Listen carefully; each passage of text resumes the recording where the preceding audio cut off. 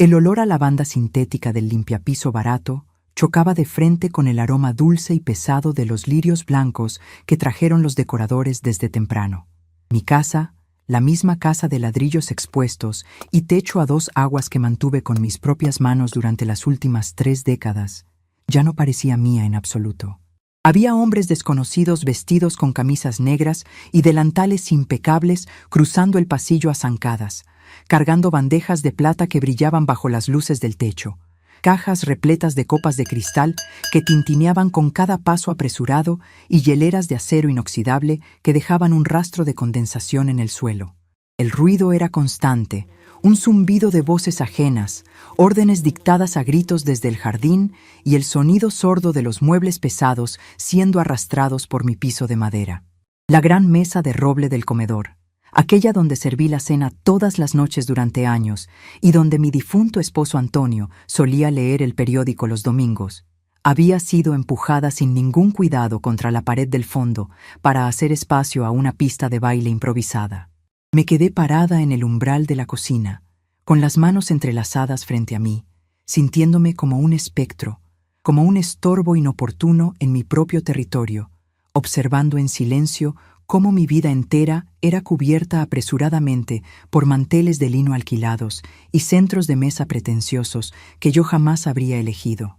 Pasé las yemas de los dedos por la tela áspera de mi delantal, alisando arrugas invisibles sobre mi vientre, un gesto mecánico y silencioso que se me quedó pegado en el cuerpo después de 40 años trabajando como encuadernadora, alisando el pegamento fresco sobre los lomos de miles de libros pesados.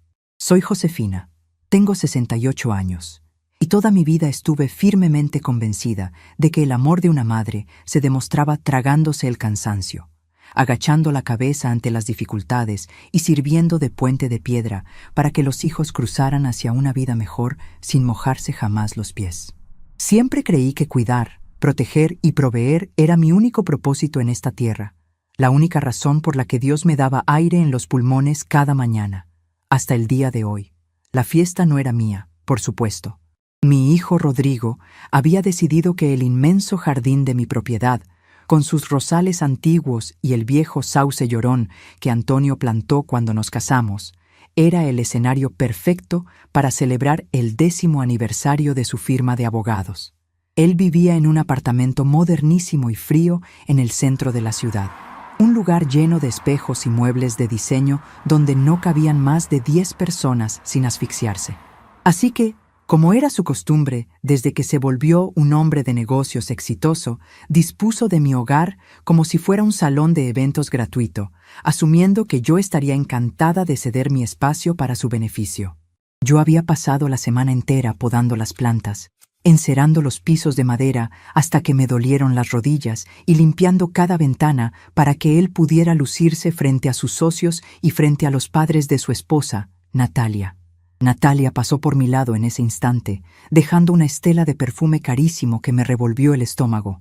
Llevaba un vestido de seda color esmeralda que se ajustaba perfectamente a su figura delgada y unos zapatos de tacón que repiqueteaban con autoridad sobre mis baldosas. Ni siquiera me miró a los ojos. Se detuvo frente a un arreglo floral que estaba sobre la consola del pasillo y chasqueó la lengua con fastidio, moviendo un lirio 1 centímetro hacia la izquierda con la punta de su uña perfectamente esmaltada. «Rodrigo», llamó ella, con esa voz aguda y nasal que siempre usaba cuando algo le molestaba. «Dile a los mozos que no sirvan el vino tinto hasta que lleguen los socios mayoritarios. Y por favor, haz algo con el olor a encierro de esta casa. Me está dando jaqueca». Rodrigo apareció desde el pasillo de las habitaciones.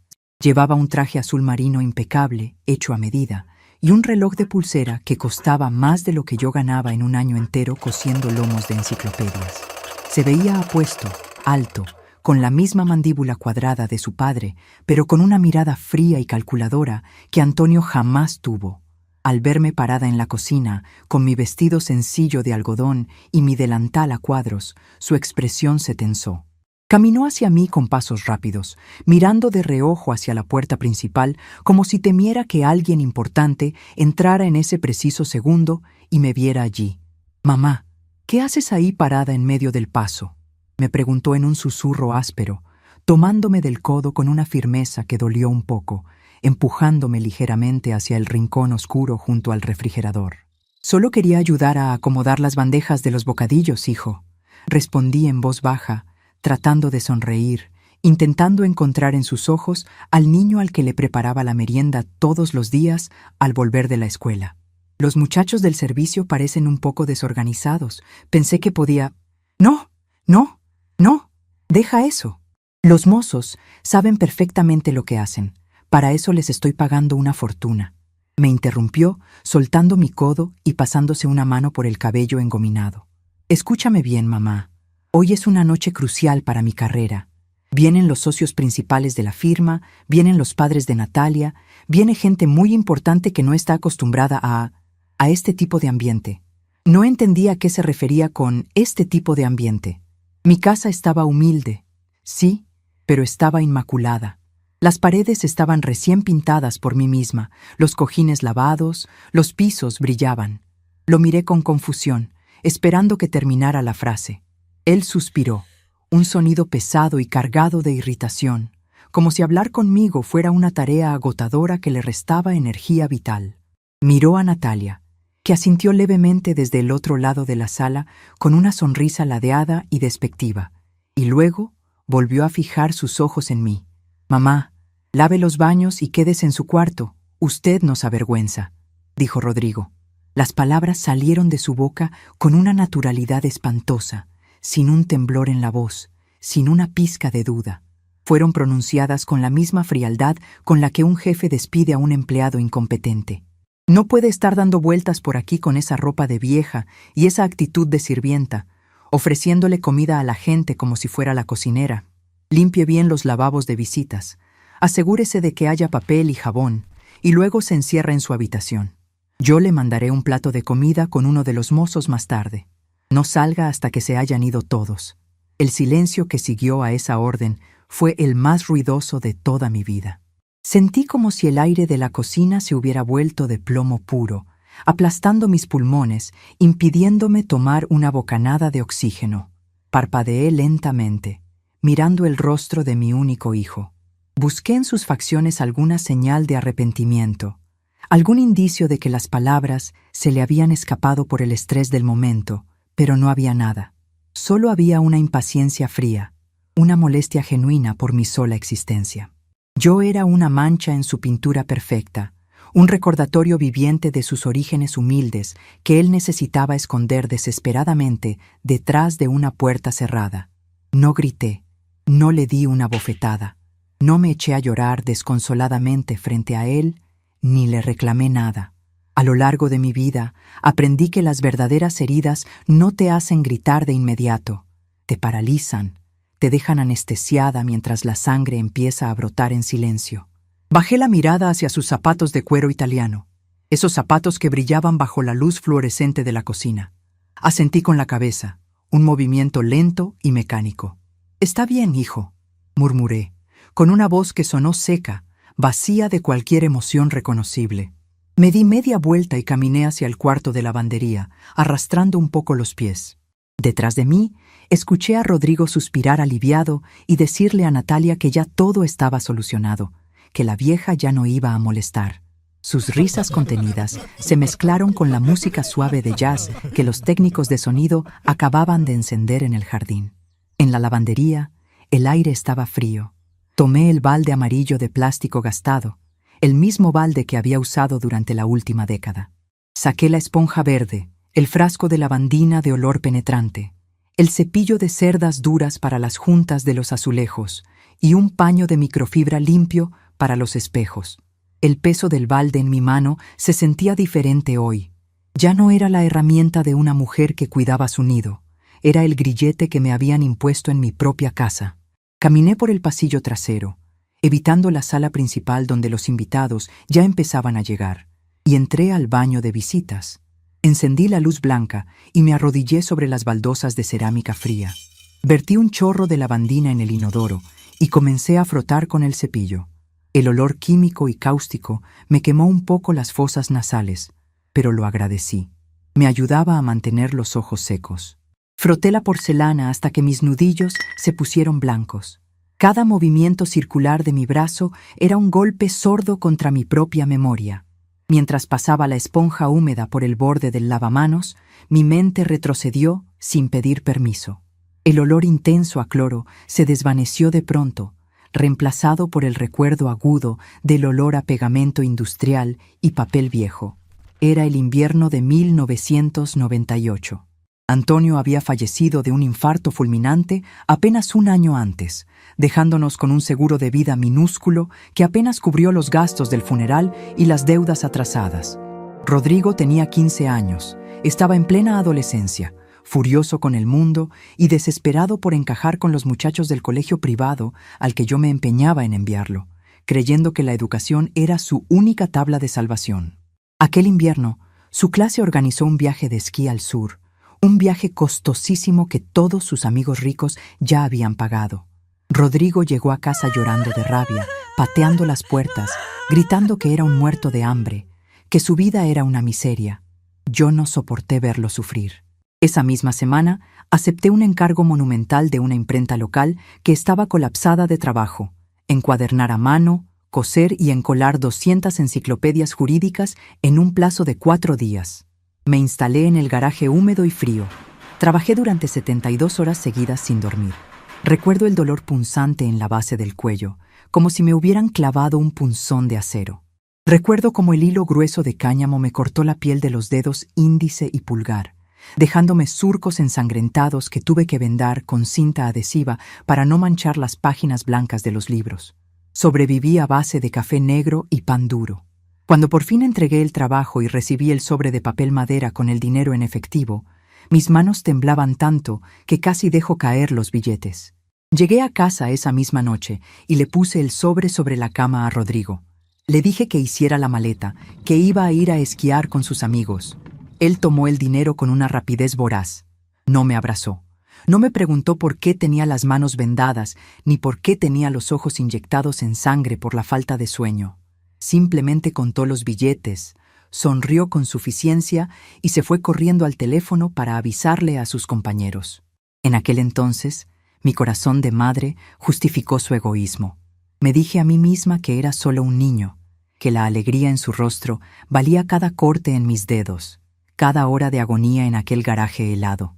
Pero ahora, arrodillada frente a este inodoro, limpiando la suciedad imaginaria de un baño que ya estaba limpio, el recuerdo no me causó ternura, me causó náuseas. Me levanté despacio, sintiendo el crujido familiar en mis rodillas cansadas, y me paré frente al espejo del lavamanos.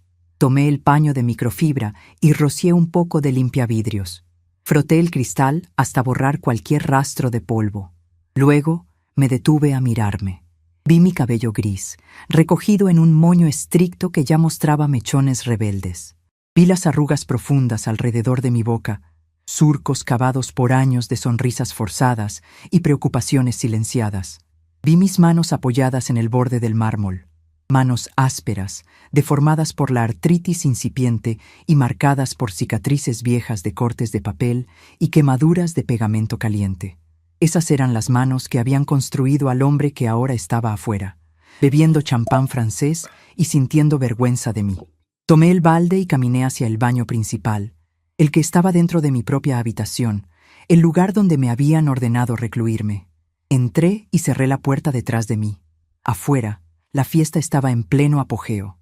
Podía escuchar las risas estruendosas de los hombres de negocios, el tintineo constante de las copas brindando, la voz seductora de Natalia halagando a las esposas de los socios.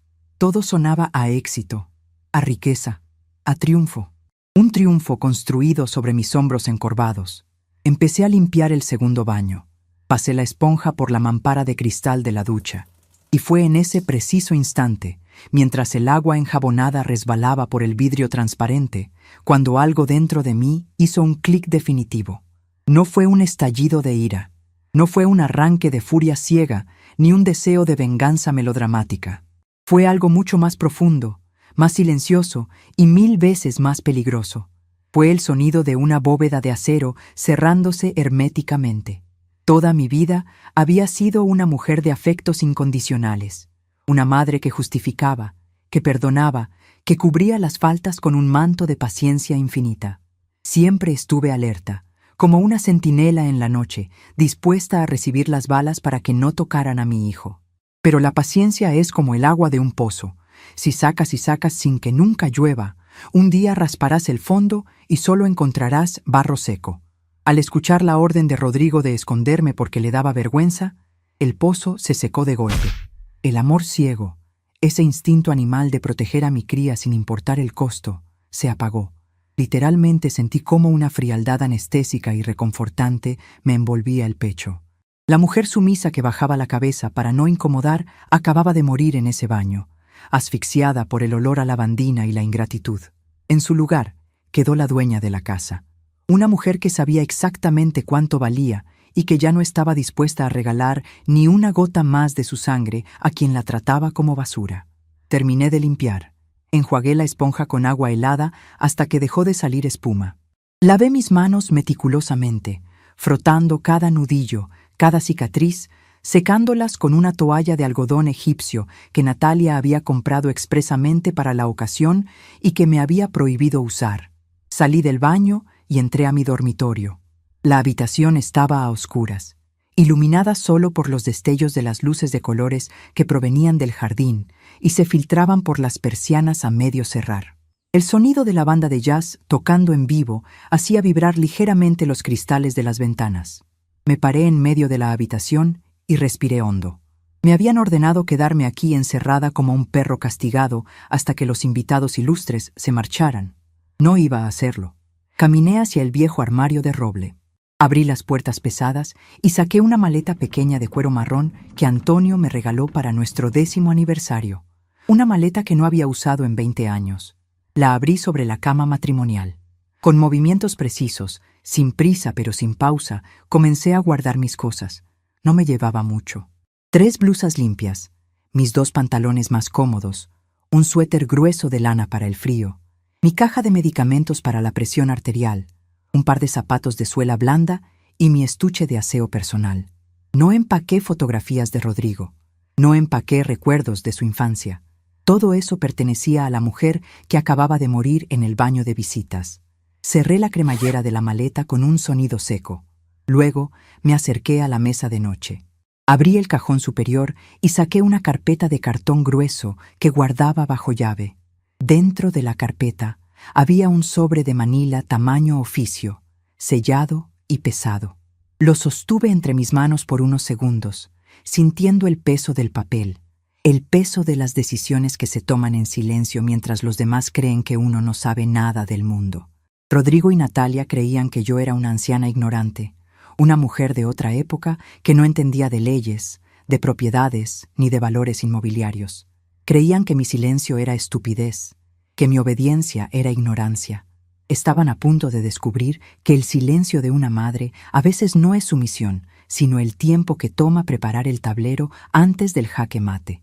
Tomé el sobre de manila y salí de mi habitación. Caminé en silencio por el pasillo de servicio, esquivando a un mozo que corría con una cubitera llena de hielo hacia el jardín. Llegué al baño de visitas, el mismo que había limpiado hasta dejarlo inmaculado hacía apenas media hora. Entré, encendí la luz y dejé el sobre de manila justo en el centro del lavamanos de mármol negro. Era imposible no verlo.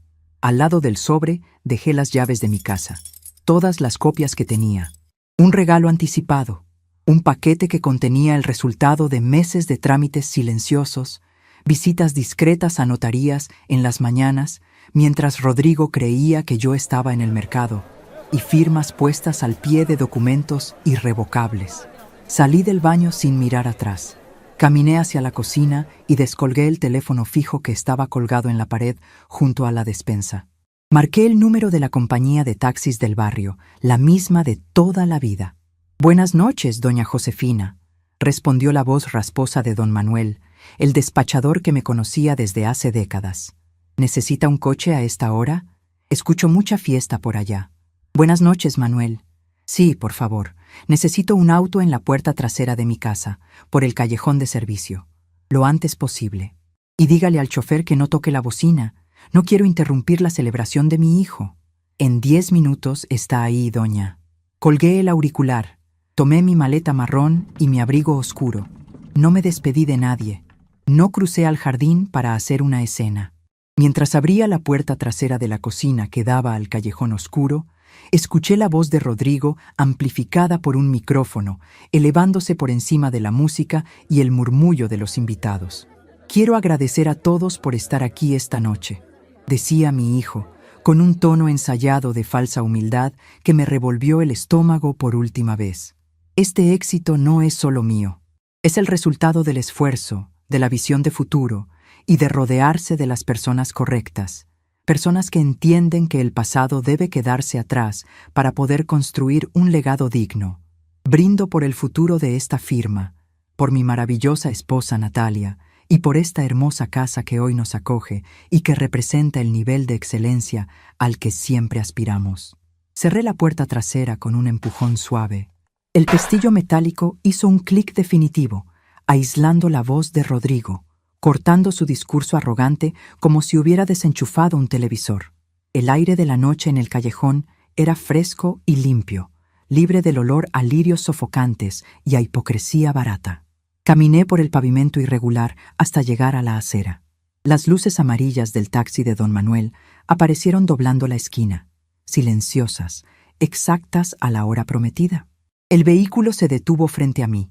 El chofer se bajó apresurado para abrirme la puerta trasera y meter mi pequeña maleta en el baúl. Me subí al asiento de atrás, acomodando mi abrigo sobre mis rodillas. Miré por la ventana hacia el muro alto de ladrillos de mi propiedad, escuchando las risas lejanas de la gente que bailaba sobre el suelo que yo había encerado de rodillas.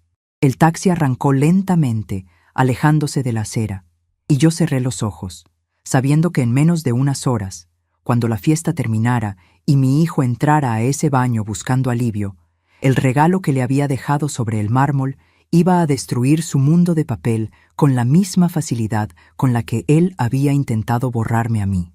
El tapizado de cuero sintético del taxi de don Manuel estaba agrietado por los años y el sol implacable de la ciudad, pero para mí, en ese instante, se sintió como el asiento más cómodo del mundo.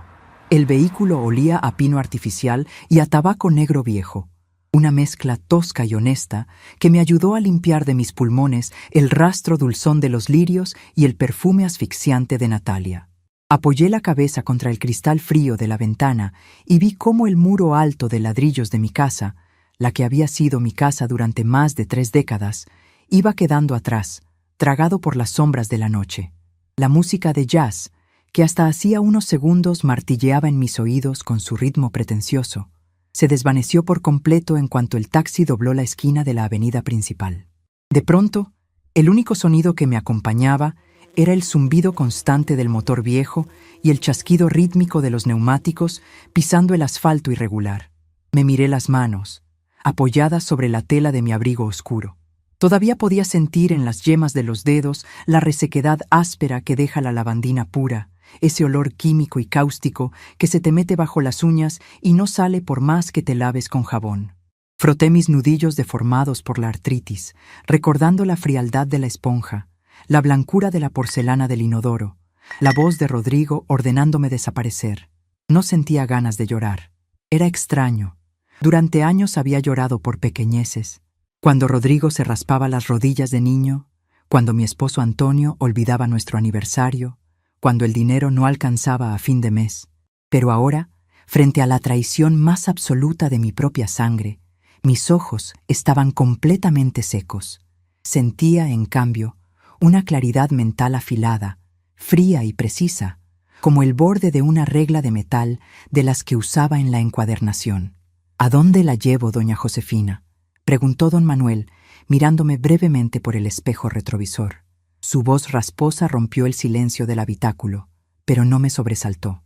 Él era un hombre prudente, de los que saben leer los silencios ajenos sin hacer preguntas impertinentes.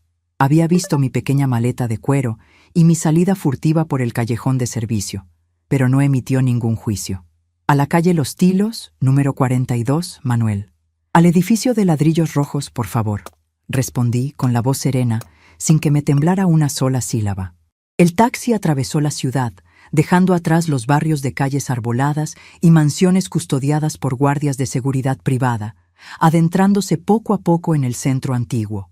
Las luces de neón parpadeantes de las farmacias de turno, los faroles amarillentos de las esquinas y las persianas metálicas bajadas de los comercios me dieron la bienvenida a un mundo que Rodrigo despreciaba, pero que a mí siempre me había parecido real.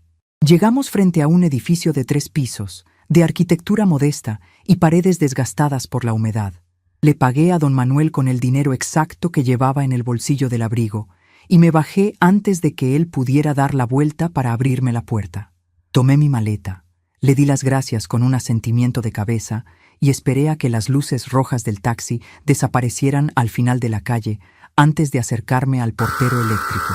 Toqué el botón del segundo piso.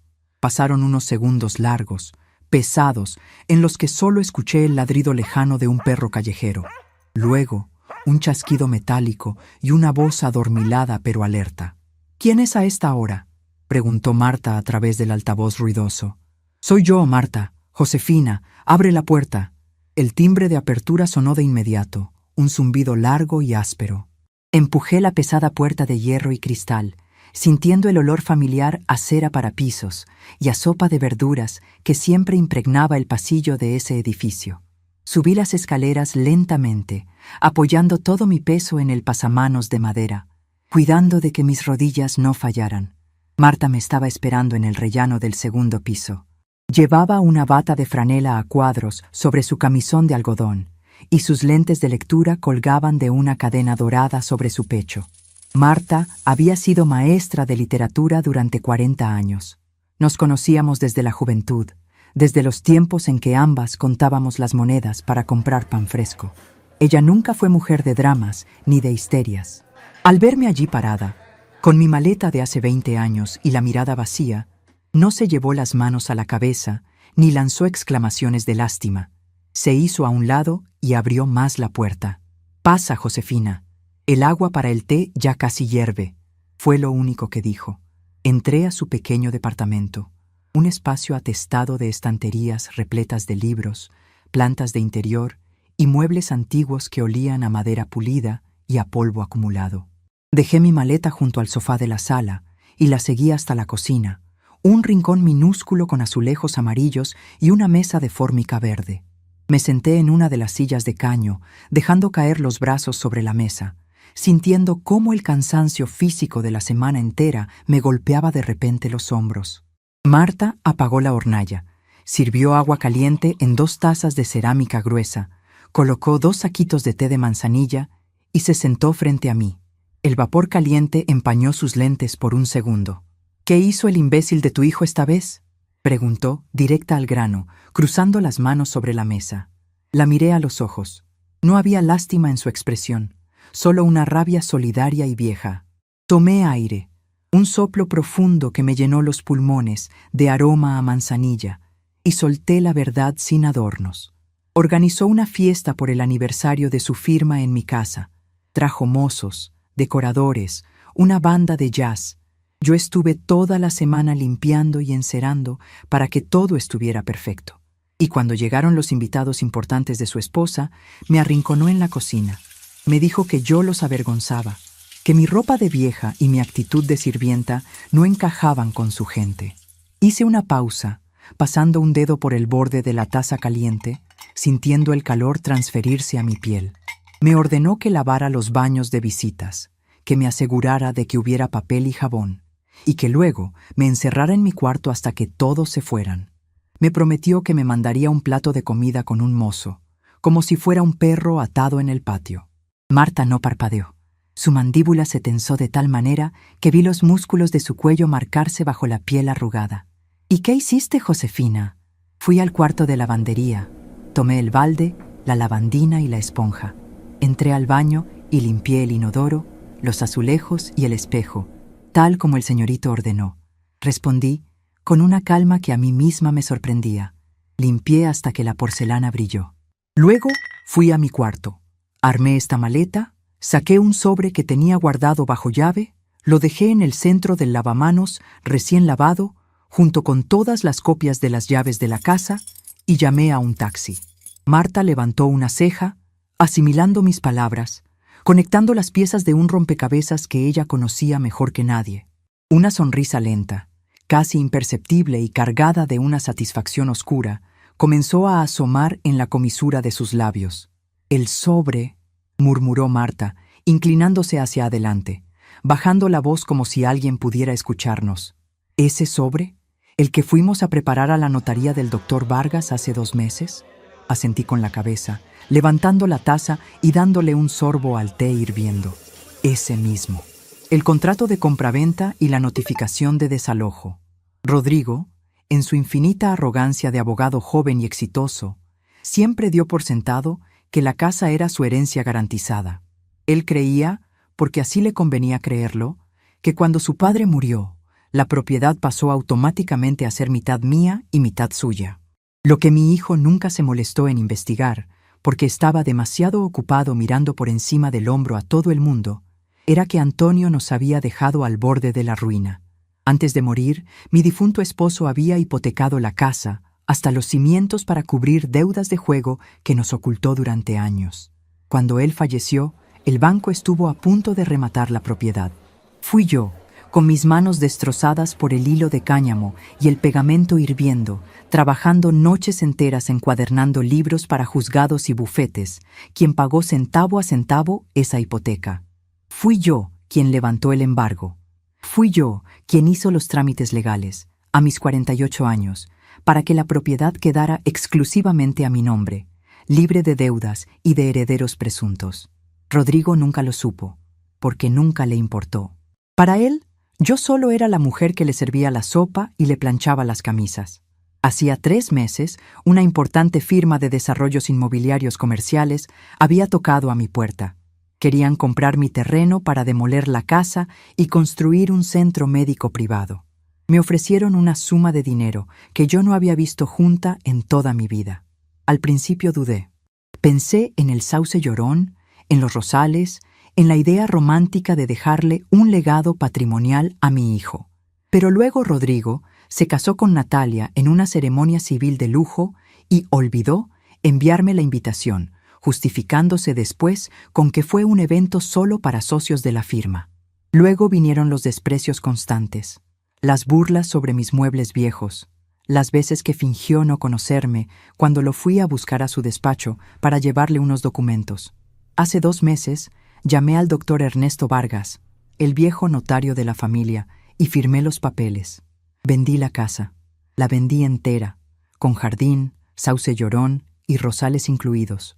Los nuevos dueños, la constructora, toman posesión oficial de la propiedad este próximo lunes a las 8 de la mañana, le dije a Marta, dejando la taza vacía sobre la mesa.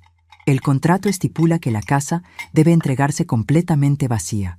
En ese sobre que dejé sobre el mármol del baño, hay una copia certificada de la escritura a nombre de la empresa Inversiones Horizonte y una carta notarial donde se le exige a los ocupantes retirar cualquier pertenencia antes del lunes, bajo apercibimiento de que los obreros tirarán todo a los contenedores de basura para iniciar la demolición. Marta soltó una carcajada seca, un sonido áspero que rebotó contra los azulejos amarillos de la cocina. Se quitó los lentes, secándose una lágrima de risa que se le había escapado por la comisura del ojo. «Josefina, Dios me perdone, pero eres una mujer brillante. Lo mandaste a limpiar sus propios restos», dijo Marta, negando con la cabeza. «Ese infeliz debe estar brindando con champaña ahora mismo, presumiendo de su gran casa, sin saber que está parado sobre un terreno que ya es propiedad de un grupo corporativo. Él me pidió que le despejara el camino para no avergonzarlo», respondí, sintiendo por fin cómo la tensión abandonaba mis músculos, dejando paso a una fatiga profunda y reparadora. «Le acabo de despejar el camino entero. Ya no tiene madre que lo avergüence, ni casa que presumir». Esa noche dormí en la habitación de huéspedes de Marta. La cama era estrecha y el colchón un poco duro, pero cerré los ojos y caí en un sueño profundo y pesado, sin pesadillas, sin sobresaltos. No escuché música de jazz, ni tintineos de copas, ni voces arrogantes dando órdenes.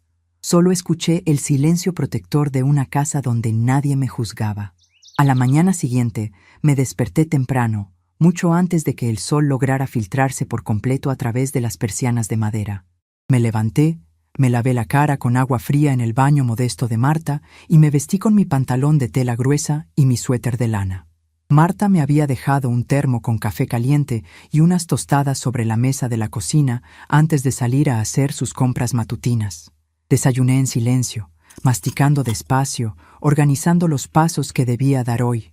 No podía quedarme de brazos cruzados esperando la explosión. Tenía que asegurar el perímetro. A las 9 en punto de la mañana, salí del edificio de Marta y caminé las 6 cuadras que me separaban del despacho del doctor Ernesto Vargas. El aire matutino estaba helado, cortante, pero me sentaba bien en el rostro. La ciudad ya estaba despierta, llena de oficinistas apresurados, vendedores ambulantes acomodando sus puestos y el ruido ensordecedor de los autobuses frenando en las esquinas. Entré al edificio antiguo, donde funcionaba la notaría, un lugar de techos altos, pisos de mármol blanco y negro en damero, y puertas de roble macizo. La secretaria del doctor Vargas, una mujer amable que me conocía de sobra, me hizo pasar de inmediato sin hacerme esperar en la sala de recepción. El despacho de Ernesto Vargas olía a papel viejo, a tinta de sellos y al tabaco de pipa que él fumaba a escondidas de su esposa. Ernesto estaba sentado detrás de un escritorio inmenso, revisando unos expedientes. Al verme entrar, se puso de pie con dificultad, apoyándose en su bastón con empuñadura de plata, y me ofreció una sonrisa cálida y respetuosa. «Josefina, qué sorpresa tan temprana. Por favor, siéntate», dijo, señalando una de las sillas de cuero frente a su escritorio. Me senté, manteniendo la espalda recta y las manos apoyadas en mi regazo. «Buenos días, doctor Vargas. Vengo a confirmar que todo el proceso con Inversiones Horizonte esté cerrado y blindado. Necesito saber que no hay vuelta atrás». Ernesto se acomodó los anteojos sobre el puente de la nariz, abrió una carpeta de cartón grueso que tenía sobre su escritorio y extrajo un fajo de documentos sellados y rubricados. «Todo está ejecutado, Josefina. La transferencia de fondos se completó a primera hora de esta mañana, en cuanto abrieron los bancos. El dinero de la venta total está depositado en la nueva cuenta a tu nombre, en el Banco Internacional que elegimos, una cuenta a la que nadie más tiene acceso ni autorización legal. La escritura pública fue ingresada y sellada en el registro de la propiedad ayer por la tarde. Legalmente, la casa de los ladrillos expuestos ya pertenece a la constructora. Ellos tienen programado enviar a los topógrafos y a la cuadrilla de demolición este lunes a primera hora». Asentí, sintiendo una tranquilidad absoluta al escuchar las palabras oficiales. Sin embargo, sabía que Rodrigo no se iba a quedar de brazos cruzados. Conocía a mi hijo. Conocía su soberbia y su capacidad para retorcer la ley a su favor cuando se sentía acorralado. «Doctor, mi hijo Rodrigo descubrió los documentos anoche. Dejé una copia de la escritura y la orden de desalojo en la casa antes de irme», le informé mirándolo fijamente. «Él es abogado y tiene un bufete lleno de socios agresivos. ¿Qué puede hacer en mi contra? Necesito los hechos fríos». Ernesto suspiró, recostándose en su silla, entrelazando los dedos sobre su abdomen. Su expresión se volvió grave, adoptando su postura de estratega legal. «Un abogado herido en su orgullo es un animal peligroso, Josefina, y más si es tu propio hijo. Lo primero que Rodrigo intentará hacer es impugnar la venta alegando demencia senil o incapacidad mental de tu parte. Dirá que la constructora se aprovechó de una anciana confundida, que no estabas en pleno uso de tus facultades cuando firmaste, e intentará que un juez congele la transacción y te declare incapaz para asumir él la tutoría de tus bienes. Es la maniobra más sucia, pero la más común en estos casos. No me alteré, no parpadeé. Metí la mano en mi bolso negro de cuero desgastado, abrí la cremallera del compartimento interior y saqué una carpeta plástica transparente. La puse sobre el escritorio de Ernesto y la deslicé hacia él con lentitud. «Revise eso, doctor». Ernesto abrió la carpeta. Dentro había 3 certificados médicos impresos en papel membretado. Leyó el primero, luego el segundo, y cuando llegó al tercero, una sonrisa de auténtica admiración iluminó su rostro arrugado. Soltó una carcajada breve, golpeando el escritorio con la palma de la mano.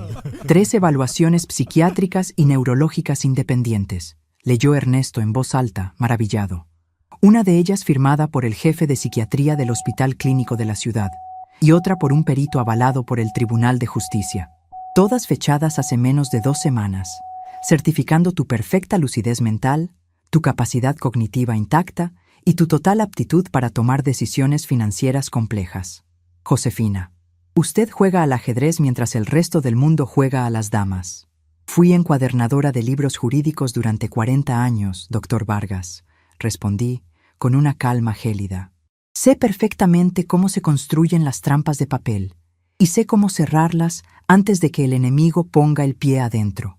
Rodrigo no puede declararme loca, no puede anular la venta y no puede pelear contra Inversiones Horizonte porque sus abogados corporativos lo aplastarían en una semana y lo dejarían en la quiebra.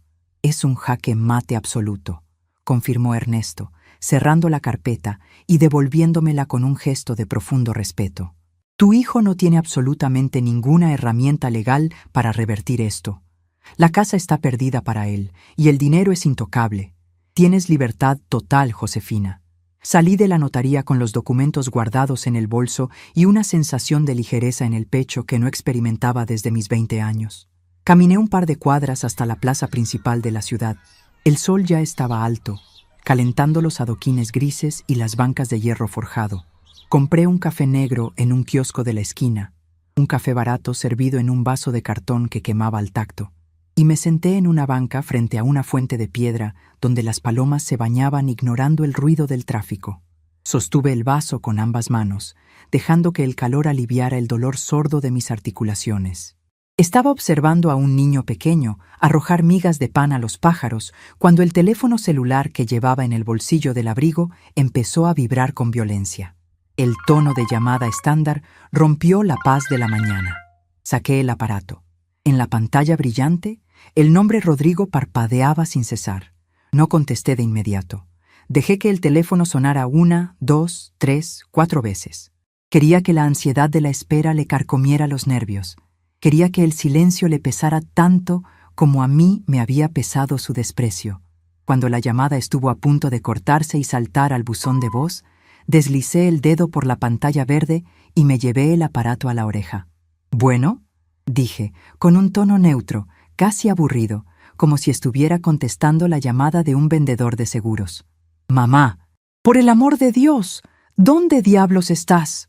La voz de Rodrigo estalló al otro lado de la línea. No era el tono medido y arrogante del abogado exitoso que había dado el discurso en el jardín. Era un siseo desesperado, furioso, ahogado, como si estuviera encerrado en un espacio pequeño para que nadie lo escuchara gritar. Probablemente estaba escondido en el mismo baño que yo había limpiado. «Estoy tomando un café al sol, Rodrigo». «Hace una mañana preciosa», respondí, dándole un sorbo a mi vaso de cartón. Escuché su respiración agitada por el auricular. Escuché el sonido de un papel siendo arrugado con violencia. «¿Qué es esta porquería que dejaste en el lavamanos?», exigió saber, escupiendo las palabras. «¿Qué significa este contrato falso, mamá? Dime que esto es una broma de mal gusto. Dime que es una locura tuya por estar enojada». Natalia está histérica. Sus padres acaban de irse ofendidos porque la fiesta se arruinó cuando me desaparecí. ¿Qué hiciste? «No es un contrato falso, hijo. Es una copia certificada ante notario», respondí, pronunciando cada sílaba con una claridad punzante. «La original está debidamente inscrita en el registro público de la propiedad y significa exactamente lo que leíste en la primera página. Vendí la casa, toda la casa, el terreno, los muros, el techo y tu hermoso jardín con el sauce llorón. Ya no me pertenece». «Tú no puedes hacer eso», gritó Rodrigo, perdiendo por completo el control del volumen de su voz. «Esa casa era mía también. Era la herencia de mi padre. No tenías ningún derecho a venderla sin mi firma. Te voy a demandar, te voy a llevar a los tribunales, voy a hacer que anulen esta estafa». El sonido de su desesperación chocó contra el escudo de mi preparación meticulosa y se hizo añicos. «Tu padre no dejó ninguna herencia, Rodrigo. Dejó deudas de juego y una hipoteca que estaba a un mes del embargo», dije, bajando el tono de mi voz hasta convertirlo en un susurro cortante y autoritario. «Yo pagué esa casa con mis manos, cosiendo libros de madrugada mientras tú dormías y te ibas de viaje a esquiar. La propiedad estaba a mi nombre, y solo a mi nombre, desde hace 15 años. Nunca te enteraste porque estabas demasiado ocupado avergonzándote de mis faldas viejas como para revisar el registro público. Hubo un silencio sepulcral al otro lado de la línea. El peso de la verdad legal, una verdad que su cerebro de abogado acababa de procesar y validar en fracciones de segundo, le cayó encima como una losa de cemento. «Mamá», su voz cambió.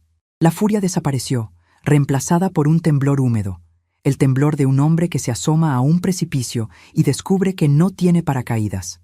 «Mamá, por favor, escúchame. No puedes hacerme esto. La empresa compradora es Inversiones Horizonte. Es el conglomerado comercial más grande del país.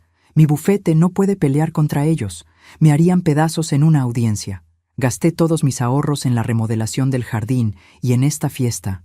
La orden de desalojo dice que vienen a tomar posesión el lunes. Faltan 2 días.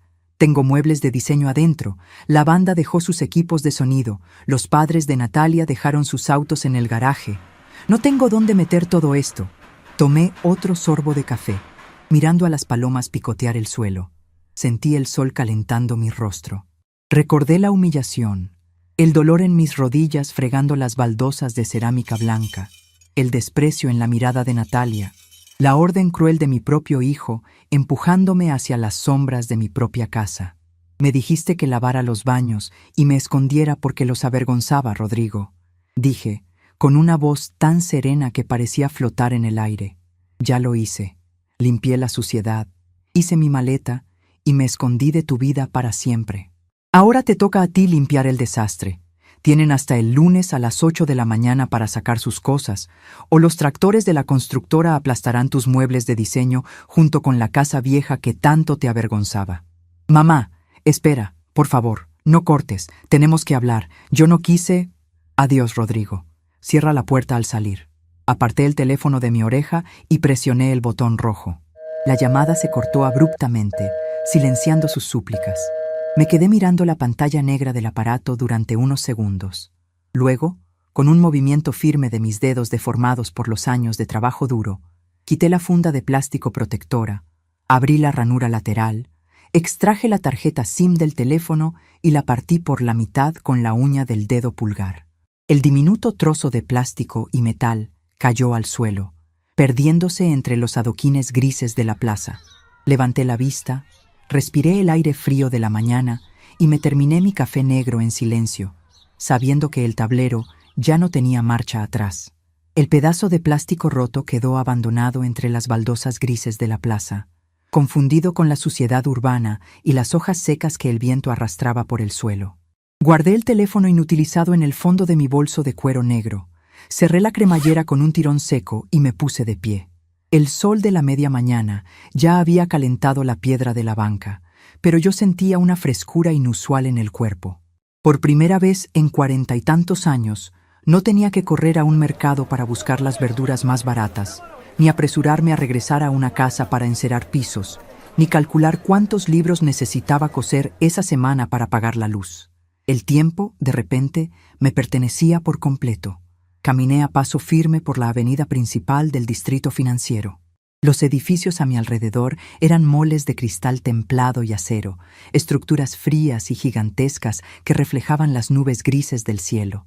En la acera, hombres y mujeres jóvenes con trajes a medida y maletines de cuero caminaban a toda prisa, hablando por sus teléfonos con el ceño fruncido, inmersos en la misma burbuja de urgencia y arrogancia en la que vivía mi hijo.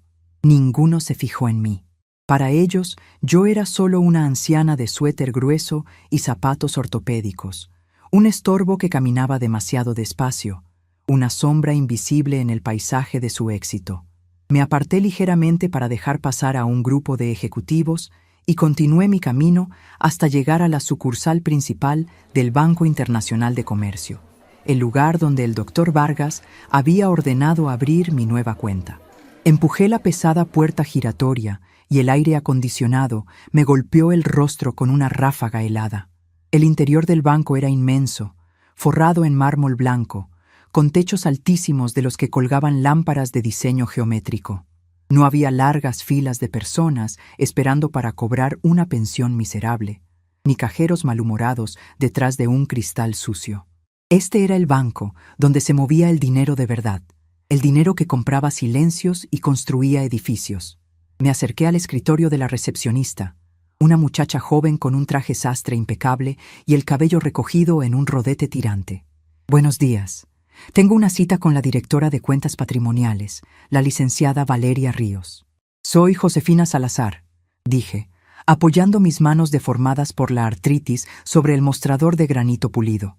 La joven tecleó algo en su computadora, levantó la vista hacia mí con una mezcla de sorpresa y cortesía profesional y asintió de inmediato. Me pidió que tomara asiento en unos sillones de cuero blanco, pero apenas tuve tiempo de acomodarme cuando una mujer alta, de unos 50 años, con anteojos de armazón delgado y una expresión de inteligencia aguda, se acercó a mí. «Señora Salazar, qué gusto conocerla al fin. Soy Valeria Ríos. Por favor, acompáñeme a mi oficina», dijo la directora, extendiendo una mano firme que estreché sin dudar. La oficina de Valeria estaba en el tercer piso, aislada del ruido de la planta baja por pesadas puertas de madera acústica. Tomé asiento frente a su escritorio ordenado. Valeria abrió una carpeta de cuero y sacó una serie de documentos impresos en papel de alto gramaje. El doctor Vargas me comunicó a primera hora que la transacción inmobiliaria con Inversiones Horizonte se concretó con éxito.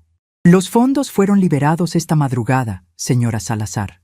El dinero de la venta total ya está radicado en la cuenta a su nombre». Valeria me tendió un estado de cuenta impreso. Tomé el papel. La cifra impresa en el renglón de saldo disponible tenía tantos ceros que por un instante la vista se me nubló. Ese número no era solo dinero. Era el valor exacto de mi sangre, de mis noches sin dormir, de mis rodillas destrozadas fregando azulejos y de la piel de mis manos cortada por el hilo de cáñamo. Era el precio de mi libertad. «Licenciada Ríos, no vine solo a mirar un papel», dije, devolviéndole el documento y clavando mis ojos en los suyos. «Vine a blindar este dinero. Mi hijo es abogado corporativo. Tiene recursos, tiene contactos y tiene la arrogancia suficiente para intentar cualquier maniobra legal. El doctor Vargas y yo ya le cerramos la puerta por el lado médico y notarial. Pero necesito asegurarme de que si Rodrigo encuentra una grieta en el sistema e intenta congelar mis bienes, se estrelle contra un muro de concreto». Valeria Ríos me miró con una fijeza nueva, evaluándome ya no como a una anciana afortunada, sino como a una estratega que hablaba su mismo idioma. Se quitó los anteojos, los dejó sobre el escritorio y asintió lentamente. «Comprendo perfectamente su preocupación, señora Salazar. Y tiene usted razón, los congelamientos preventivos son el arma favorita en las disputas familiares. Para evitar eso, no podemos dejar el dinero en una cuenta de ahorros estándar. Lo que haremos hoy mismo es constituir un fideicomiso ciego e irrevocable, radicado en una jurisdicción internacional con la que nuestro banco tiene convenios directos. Usted será la única beneficiaria en vida, pero legalmente el patrimonio dejará de estar a su nombre directo a nivel local. Si su hijo intenta rastrear sus cuentas o solicitar un embargo preventivo en este país, el sistema le devolverá un saldo de cero. No habrá nada que embargar, nada que congelar. Usted recibirá una tarjeta de débito sin límite geográfico y podrá disponer de los fondos cuando quiera, pero jurídicamente el dinero será intocable para terceros. ¿Cuánto tiempo toma firmar eso?», pregunté, sintiendo un alivio profundo, como si me hubieran quitado una mochila llena de piedras de la espalda. «Los contratos ya están redactados, a petición del doctor Vargas, que me advirtió de su carácter diligente. Solo necesito su firma en 10 folios y su huella dactilar. En 48 horas, la estructura legal estará operativa en el extranjero y los fondos transferidos». Pasé la siguiente media hora leyendo cada cláusula, cada letra pequeña de los documentos que Valeria ponía frente a mí. Mi vista ya no era la de antes, pero mis años encuadernando códigos civiles y expedientes penales me habían enseñado a identificar las trampas en la redacción de los contratos. No había ninguna. Firmé con pulso firme. Cuando dejé el bolígrafo sobre la mesa, Valeria me entregó una tarjeta negra y lisa, sin mi nombre impreso, apenas con una serie de números plateados. «Esta es su llave, señora Salazar. Nadie más en el mundo tiene acceso a ella». Salí del banco pasadas las 11 de la mañana. El aire se sentía distinto, más puro, más liviano. Caminé varias cuadras alejándome del distrito financiero, internándome poco a poco en las calles más antiguas de la ciudad, aquellas donde los toldos de lona descolorida protegían las vitrinas de los pequeños comercios familiares. Necesitaba un teléfono nuevo. Entré a una tienda de electrónica de barrio, un local estrecho que olía a polvo y a plástico nuevo, y compré el aparato más sencillo que tenían, uno de botones grandes, sin acceso a Internet, solo para hacer y recibir llamadas. Compré un número nuevo y lo guardé en el bolsillo de mi abrigo. Mientras caminaba de regreso hacia el apartamento de Marta, pasé por delante de una vieja ferretería. El olor áspero a aserrín, a pintura fresca y a pegamento industrial flotaba en la acera. Me detuve en seco. Ese olor, esa mezcla química y pesada, se me metió por la nariz y me arrastró al pasado con una violencia que me dejó sin aliento por un segundo. Fue como si la calle desapareciera y me encontrara de nuevo en el garaje húmedo de mi antigua casa, 20 años atrás. Antonio acababa de morir. Yo estaba destrozada, no solo por la pérdida del hombre con el que había compartido mi vida, sino por la caja de Pandora que se abrió cuando el banco golpeó a mi puerta. Antonio nunca fue un mal hombre en el sentido violento, pero era un cobarde con debilidades destructivas. Jugaba a las cartas, apostaba en los caballos, pedía préstamos usureros a escondidas. Cuando su corazón falló, me dejó sola frente a un abismo. Recuerdo a los hombres de trajes baratos y miradas duras que vinieron a la casa una tarde de lluvia, exigiendo el pago de unos pagarés que yo jamás había visto. Recuerdo el pánico asfixiante de perder el techo bajo el cual dormía mi hijo de 15 años. Nunca le dije nada a Rodrigo. Me tragué el terror, escondí los documentos del banco, fingí que las largas jornadas en el garaje, encuadernando libros, eran solo una manera de mantener mi mente ocupada tras el luto. Lo protegí de la miseria, lo protegí de la verdad sobre su padre, lo protegí de la humillación de saberse al borde de la calle. Creyendo que le hacía un favor, le construí una realidad acolchada donde él nunca tuvo que preocuparse por el costo del pan ni por el aviso de corte de luz. Y esa fue mi condena. Al evitarle el sufrimiento, crié a un hombre ciego, a un individuo incapaz de valorar el sacrificio, a un arrogante que creía que el mundo entero le debía pleitesía por el simple hecho de existir. El olor a pegamento de la ferretería ya no me daba tristeza, me daba rabia. Rabia contra mí misma por haber sido tan ingenua y una determinación gélida de no volver a cometer el mismo error jamás. Regresé al edificio de ladrillos rojos pasada la 1 de la tarde. Subí las escaleras con lentitud, sintiendo el cansancio acumulado de la mañana en las corvas. Al llegar al segundo piso, encontré la puerta del apartamento de Marta entreabierta. Empujé la madera y entré. El olor a sopa de verduras inundaba el pasillo, un aroma casero y reconfortante. Marta estaba en la cocina, con el teléfono fijo apretado entre el hombro y la oreja, revolviendo una olla de aluminio con una cuchara de madera. Al verme entrar, me hizo una seña con la mano libre, indicándome que me sentara a la mesa de fórmica verde. Sí, Carmen, te escucho. No, no te preocupes. Yo no le diré a nadie. Ajá. ¿Y qué hicieron? No me digas. Bueno, mujer, me tengo que ir. Tengo la sopa al fuego. Un abrazo. Cuídate.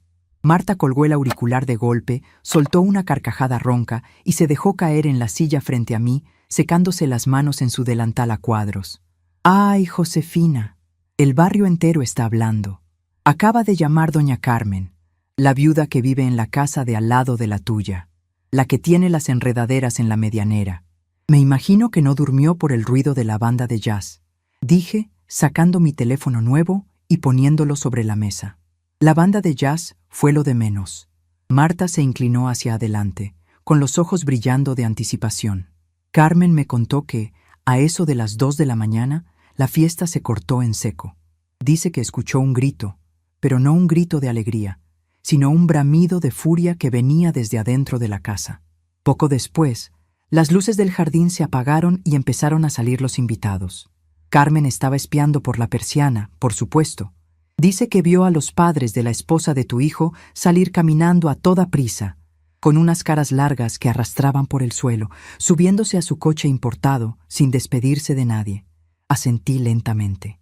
Rodrigo había entrado al baño, había visto el sobre, Había leído el documento y su teatro de cartón se había derrumbado frente a sus suegros.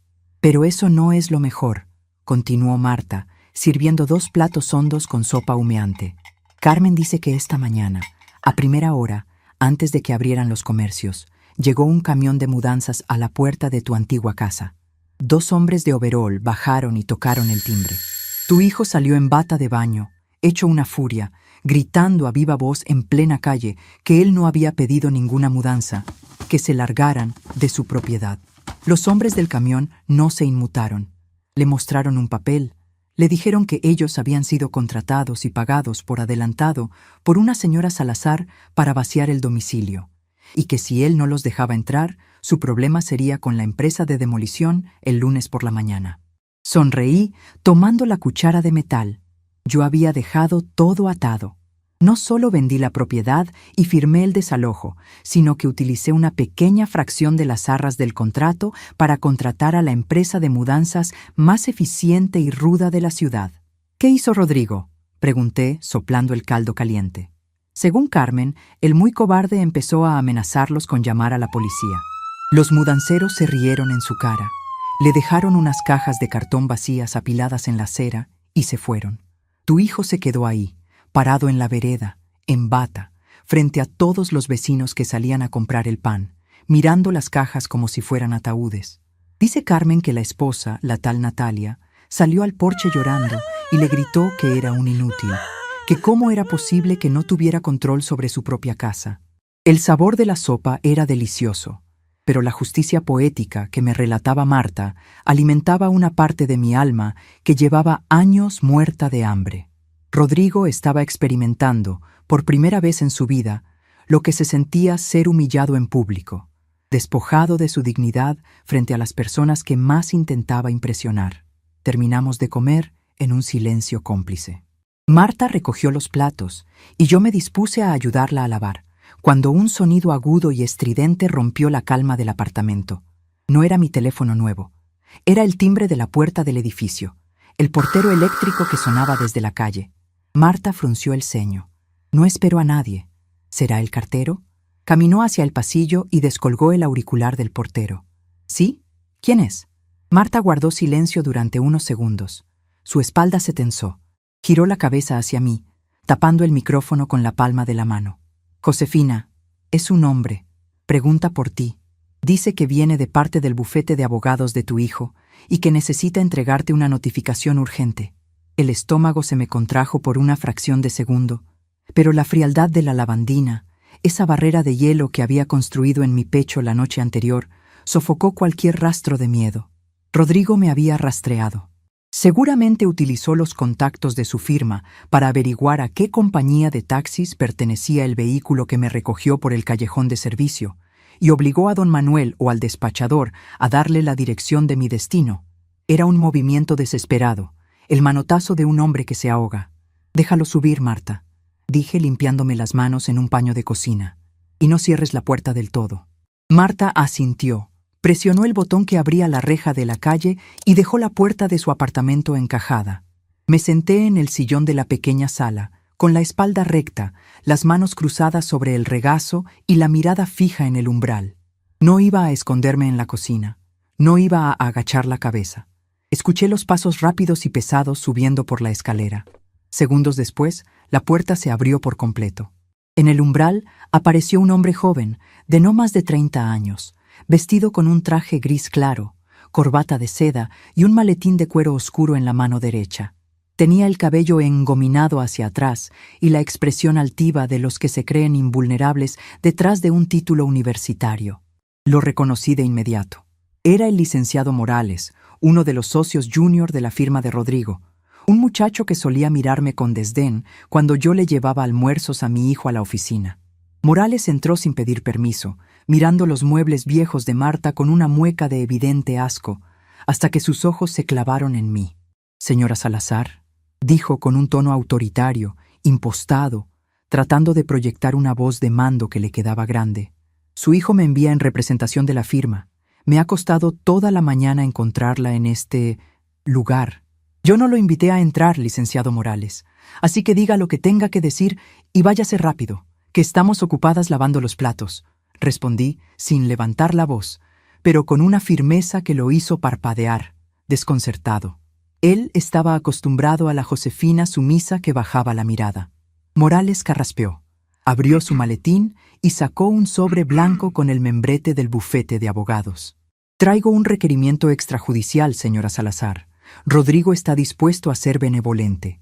Si usted firma este documento, retractándose de la venta y declarando que firmó los papeles bajo un estado de confusión mental severa inducido por medicamentos, la firma se encargará de pelear la nulidad del contrato con Inversiones Horizonte.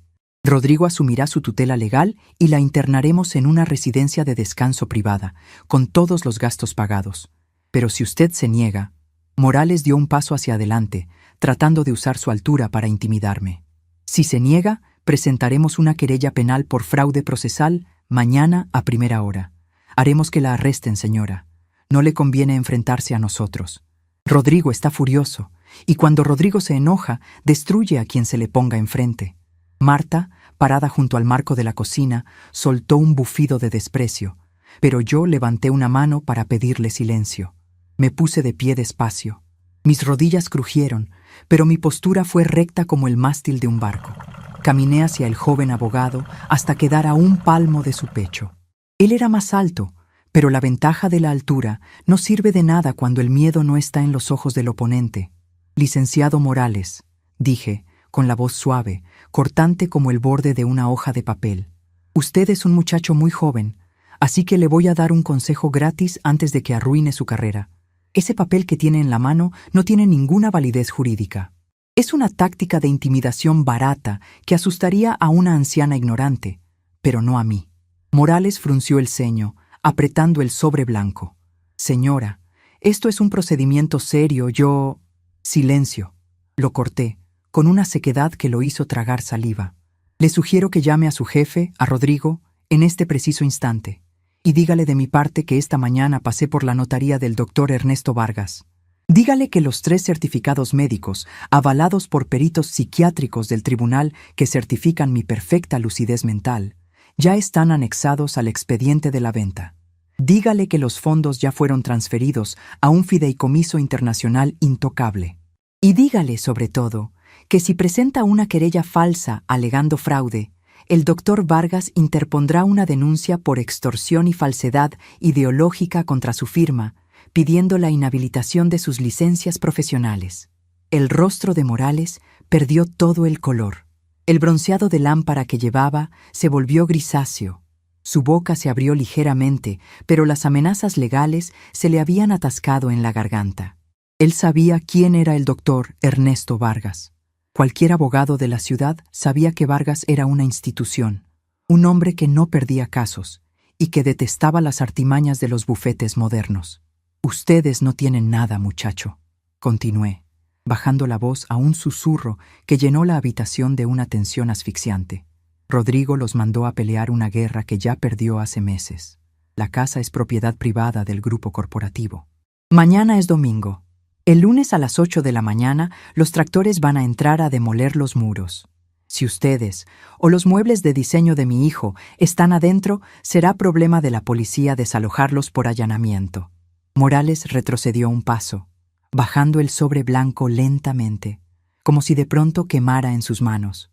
Miró a Marta, me miró a mí, cerró su maletín con torpeza y retrocedió hacia la puerta sin decir una sola palabra más.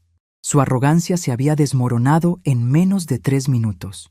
Salió al pasillo y bajó las escaleras casi corriendo, tropezando con los escalones en su desesperación por escapar de la trampa en la que su jefe lo había metido. Marta cerró la puerta de madera con un golpe seco y le pasó el pestillo.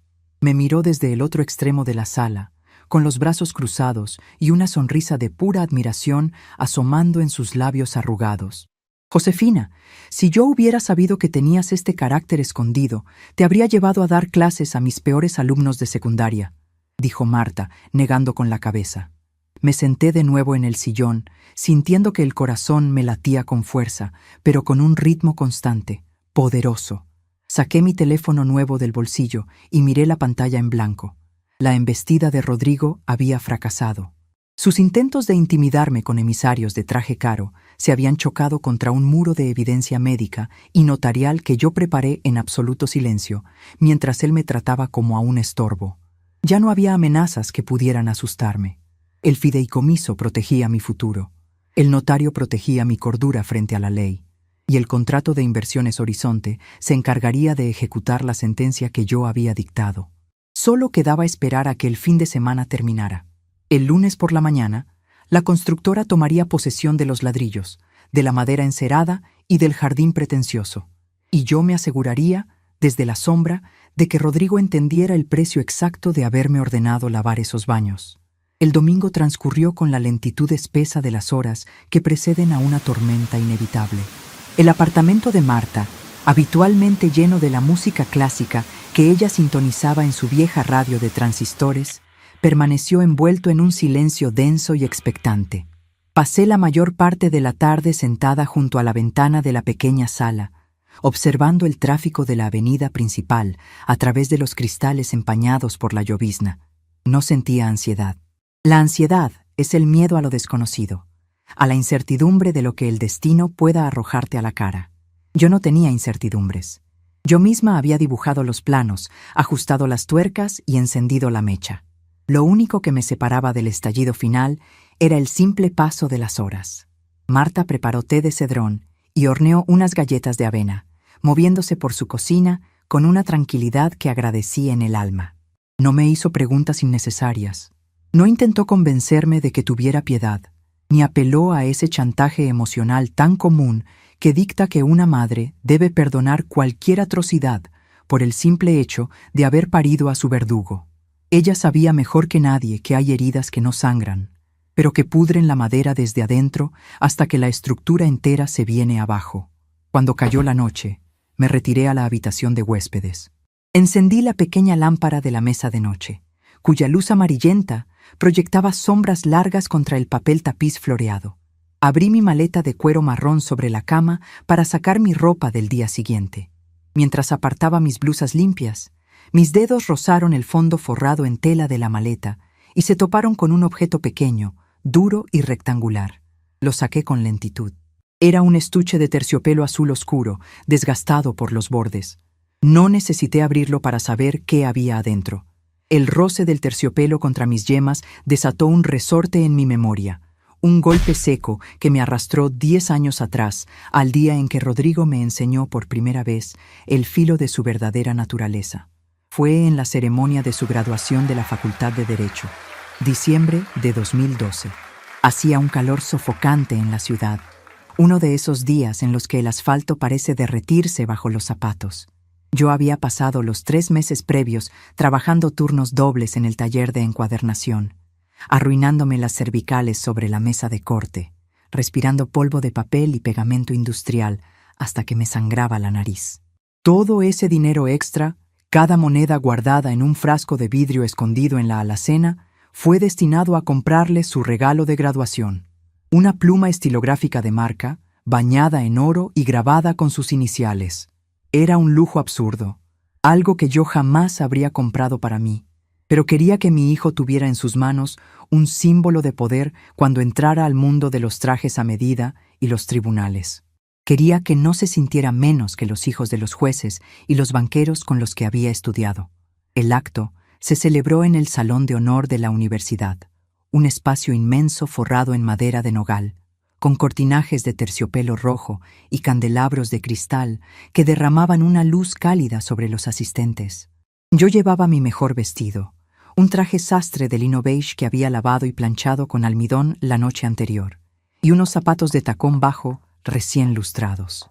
Me quedé en la parte trasera del salón, cerca de las puertas dobles, apretando el estuche de terciopelo azul dentro de mi bolso con tanta fuerza que los nudillos me dolían. Rodrigo estaba en la primera fila, resplandeciente en su toga negra, recibiendo su diploma con una sonrisa de suficiencia que le iluminaba el rostro.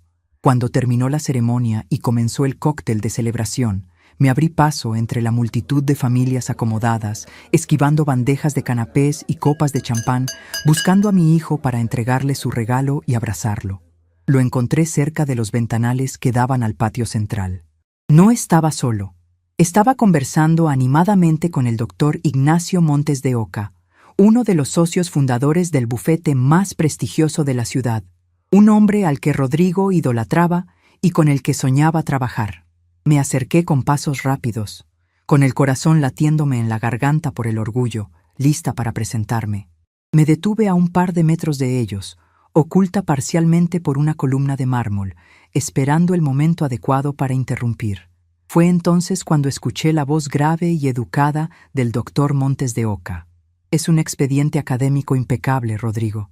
Tienes madera para litigante. ¿Tu familia vino a acompañarte hoy? Me gustaría saludar a tus padres y felicitarlos. Criar a un muchacho con tu nivel de ambición no es tarea fácil. La respuesta de mi hijo no fue inmediata. Hubo una pausa, un silencio de apenas 3 segundos, pero que se sintió como una eternidad suspendida en el aire caliente del salón. Rodrigo miró de reojo hacia la multitud, alisó la solapa de su traje nuevo, el mismo traje que yo había pagado, y adoptó una expresión de calculada melancolía. «Estoy completamente solo, doctor», respondió Rodrigo. Su voz sonó firme, desprovista de cualquier vacilación. «Mi padre falleció cuando yo era apenas un adolescente. Me dejó una pequeña herencia que administré con rigor para pagar mis estudios. Y mi madre no pudo soportar el dolor de la viudez y falleció poco tiempo después. No tengo familia, me he forjado a mí mismo, desde cero. No tengo distracciones emocionales ni ataduras que me impidan dedicarle mi vida entera a la profesión». El aire desapareció de mis pulmones. El bullicio del salón de honor, el tintineo de las copas de cristal, las risas de los graduados, todo se desvaneció, ahogado por un zumbido agudo y ensordecedor que me taladró los oídos. Me quedé congelada detrás de la columna de mármol, mirando el perfil de mi único hijo, el niño al que le había curado las rodillas raspadas, el adolescente por el que me había destrozado las manos cosiendo libros en un garaje helado. Me acababa de matar. Me había enterrado viva en medio de un salón lleno de gente, con una facilidad espeluznante, todo para impresionar a un hombre de negocios, para vender la imagen del huérfano trágico y autosuficiente. Para él, una madre obrera con las manos llenas de cicatrices y zapatos baratos era un lastre inaceptable en su currículum. Era mejor declararme muerta que presentarme viva. No grité. No salí de detrás de la columna para desenmascararlo frente a su ídolo. La Josefina impulsiva y pasional murió un poco en ese instante. Caminé en reversa, despacio, sintiendo que el suelo de mármol se balanceaba bajo mis pies. Llegué hasta una de las mesas largas donde los mozos habían apilado bandejas de bocadillos vacías. Saqué el estuche de terciopelo azul de mi bolso, lo dejé sobre el mantel blanco, justo al lado de una pila de servilletas sucias, y salí del salón de honor. Caminé 20 cuadras bajo el sol abrasador de diciembre hasta llegar a mi casa, la casa que ahora acababa de vender, y me encerré en la cocina a lavar platos limpios hasta que las manos me sangraron. Cuando Rodrigo llegó esa noche, presumiendo que le habían ofrecido un puesto de asistente junior en el bufete, no le pregunté nada, y él nunca mencionó mi ausencia en la ceremonia. Ese fue el verdadero principio del fin. La orden de encerrarme en el baño de visitas hace 2 noches no fue un exabrupto repentino de su parte. Fue simplemente la manifestación física de una muerte que él ya había decretado en su mente una década atrás. Parpadeé, devolviendo mi mente a la habitación de huéspedes de Marta. El estuche de terciopelo azul que sostenía en la mano estaba vacío. La pluma se había quedado en aquella mesa de cóctel, pero yo había conservado la caja como un recordatorio. La cerré con un chasquido seco, la guardé en el fondo de mi maleta y me metí en la cama. Mañana lunes, a las 8 de la mañana, el fantasma que Rodrigo inventó hace 10 años iba a regresar de la tumba para derribar su castillo. Desperté a las 5 de la madrugada, mucho antes de que el despertador sonara. El aire que se colaba por la rendija de la ventana era helado, anunciando una mañana de invierno crudo. Me levanté, me duché con agua tibia y me vestí con meticulosidad. Pantalón de lana gris oscuro, zapatos cerrados de cuero, un suéter grueso de cuello alto y mi abrigo negro largo. Me recogí el cabello gris en un moño tirante, asegurándome de que ni un solo mechón escapara de su lugar. Quería lucir impecable, no para impresionar a nadie, sino como una armadura. Marta ya estaba en la cocina cuando salí al pasillo. Había preparado café negro y fuerte, sin azúcar, exactamente como lo necesitábamos. Estaba vestida con un abrigo impermeable y llevaba sus lentes colgando del pecho. Don Manuel me mandó un mensaje de texto. «El taxi nos está esperando en la esquina», dijo Marta, entregándome una taza humeante. Sus ojos brillaban con una intensidad feroz, la intensidad de quien está a punto de presenciar cómo se hace justicia divina en la tierra. No nos acercaremos a la puerta. Quiero ver todo desde la acera de enfrente, junto a la plaza de los eucaliptos. Le indiqué, bebiendo el café en 3 sorbos largos. Salimos del edificio a las 6:30. La ciudad apenas empezaba a desperezarse bajo un cielo color plomo. El taxi de don Manuel nos llevó en silencio a través de las calles desiertas.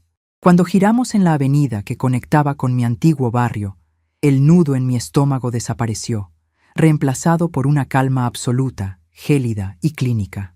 Don Manuel detuvo el vehículo a unos 50 metros de la propiedad, estacionando frente a la pequeña plaza del vecindario, justo detrás de un enorme camión de reparto que nos ocultaba parcialmente de la vista. «Aquí estamos bien, Manuel. Apague el motor y deje el taxímetro corriendo», dije, bajando el cristal de la ventana a medias para que entrara el aire frío y el sonido de la calle. Eran las 7:15 de la mañana. La calle residencial, habitualmente sumida en el silencio de los jardines bien cuidados y los perros de raza durmiendo en los porches, era un caos absoluto. Frente a los altos muros de ladrillo de mi antigua casa, había 3 enormes camiones de volteo estacionados en fila, con los motores diésel encendidos, emitiendo un ronroneo profundo que hacía vibrar el suelo. Detrás de ellos, sobre un remolque de plataforma baja, descansaba una excavadora de orugas amarilla, monstruosa, con su pala dentada de acero cubierta de polvo y grasa, lista para destrozar paredes. La luz ámbar de las balizas de emergencia de los camiones giraba y parpadeaba, tiñendo las fachadas de las casas vecinas con destellos intermitentes. Junto a la maquinaria pesada había 2 vehículos utilitarios deportivos de color negro brillante. De ellos acababan de descender 3 hombres y una mujer, todos vestidos con trajes corporativos impecables, carpetas de cuero bajo el brazo y una actitud de autoridad incuestionable. Eran los abogados de Inversiones Horizonte, acompañados por el jefe de obra y un notario público. Estaban parados frente a la reja principal de la casa, mirando sus relojes pulsera con impaciencia. Y en medio de todo ese despliegue de fuerza industrial y legal estaba Rodrigo. Mi hijo corría de un lado a otro en la acera, vestido con un pantalón de chándal gris arrugado, una camiseta blanca manchada de café y unas zapatillas sin atar. El cabello perfecto y engominado que había lucido en la fiesta ahora era un nido de pájaros alborotado por el pánico y la falta de sueño. Tenía el teléfono celular pegado a la oreja izquierda, gritando órdenes desesperadas a alguien del otro lado de la línea, mientras gesticulaba salvajemente con la mano derecha hacia los hombres de la constructora. La reja de entrada de la casa estaba abierta de par en par. El hermoso jardín delantero, el que yo había podado de rodillas la semana anterior, parecía un campo de refugiados. Había decenas de cajas de cartón apiladas de cualquier manera sobre el césped húmedo. Lámparas de diseño, alfombras enrolladas apresuradamente, sillones de cuero blanco cubiertos con plásticos improvisados y electrodomésticos apilados unos sobre otros bloqueaban el camino de entrada. Natalia, su esposa, estaba en el porche, envuelta en un abrigo de piel falso, metiendo pares de zapatos carísimos dentro de bolsas negras de basura industrial porque se habían quedado sin cajas. Lloraba a gritos, con el maquillaje corrido y la cara hinchada de furia, insultando a Rodrigo a pleno pulmón cada vez que él pasaba cerca de ella. «¡Eres un inútil, Rodrigo! Me dijiste que tenías todo bajo control. Me dijiste que esto era un malentendido. Mis padres tuvieron que venir en grúa a sacar sus autos anoche porque los mudanceros se largaron». El chillido de Natalia atravesó la calle, rebotando contra los árboles de la plaza. Doña Carmen, mi antigua vecina, estaba barriendo la acera de su casa con una lentitud exagerada, sin quitarle los ojos de encima al espectáculo, asimilando cada palabra, cada lágrima y cada grito para el boletín informativo del barrio.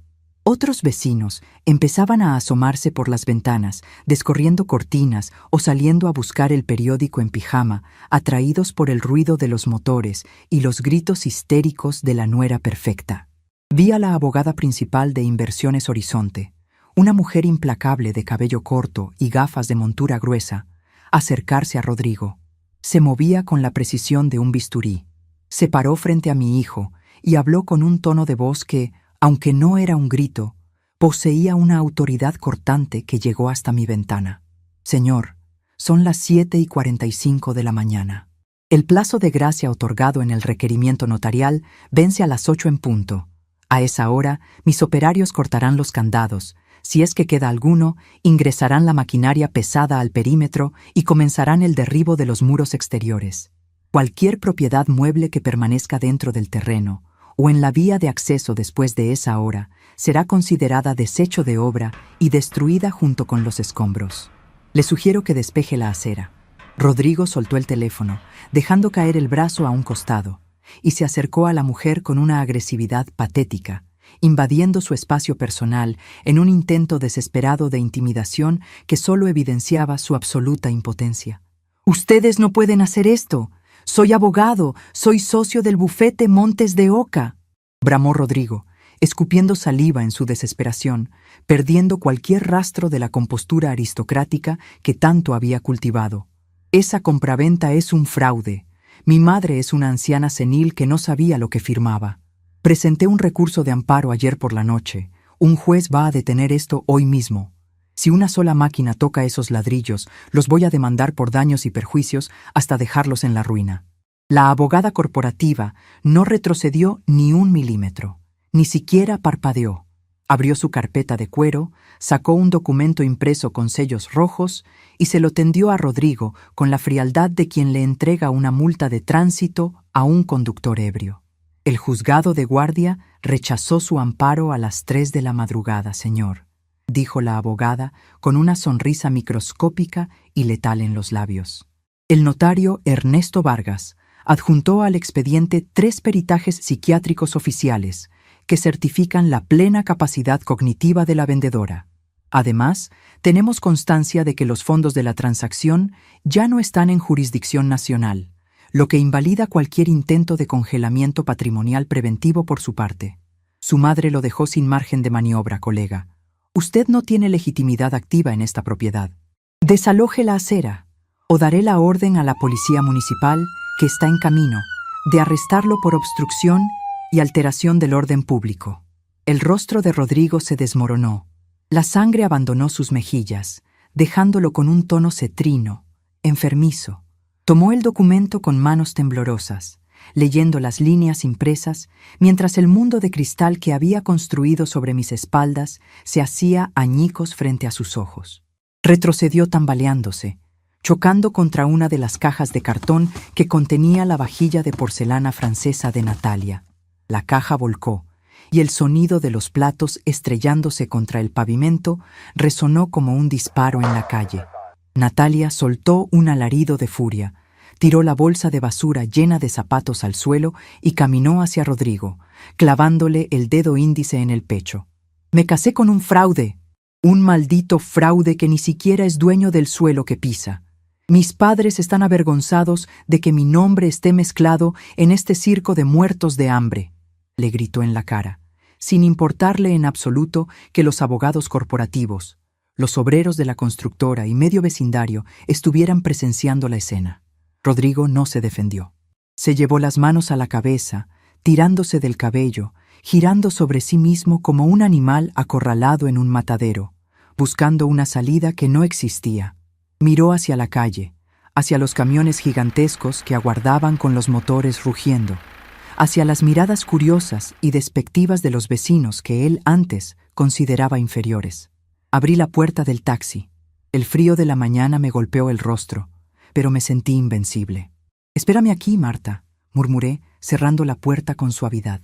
Caminé por la acera de la plaza y crucé la calle despacio, con pasos firmes y medidos. No me apresuré, no bajé la cabeza. Mis zapatos de cuero resonaban contra el asfalto con una cadencia rítmica, implacable. Doña Carmen me vio acercarme y dejó caer la escoba, llevándose ambas manos a la boca. La abogada de Inversiones Horizonte giró la cabeza al escuchar mis pasos. Me reconoció al instante por las reuniones previas y dio un paso atrás, cediéndome el espacio con un gesto de profundo respeto profesional. Me detuve a 2 metros de Rodrigo.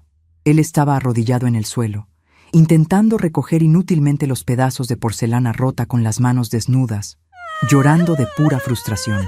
Natalia fue la primera en verme.